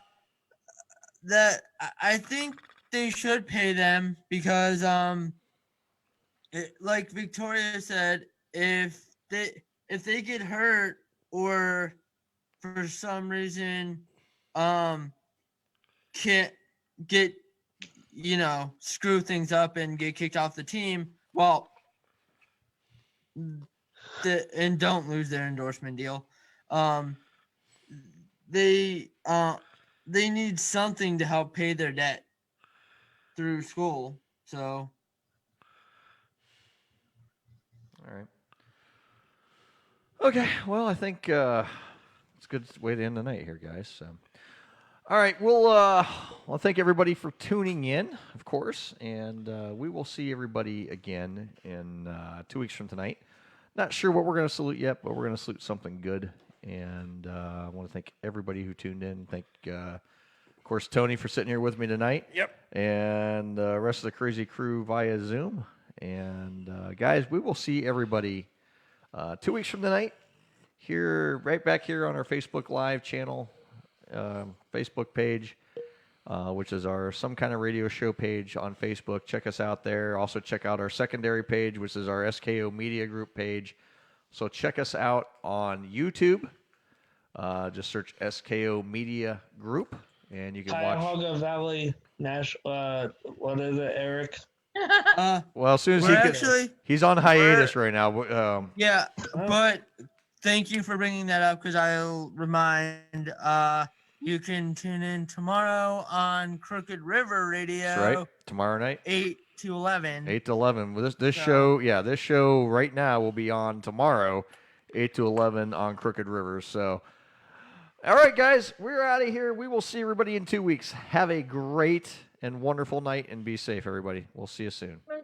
Good night. Good night. Bye.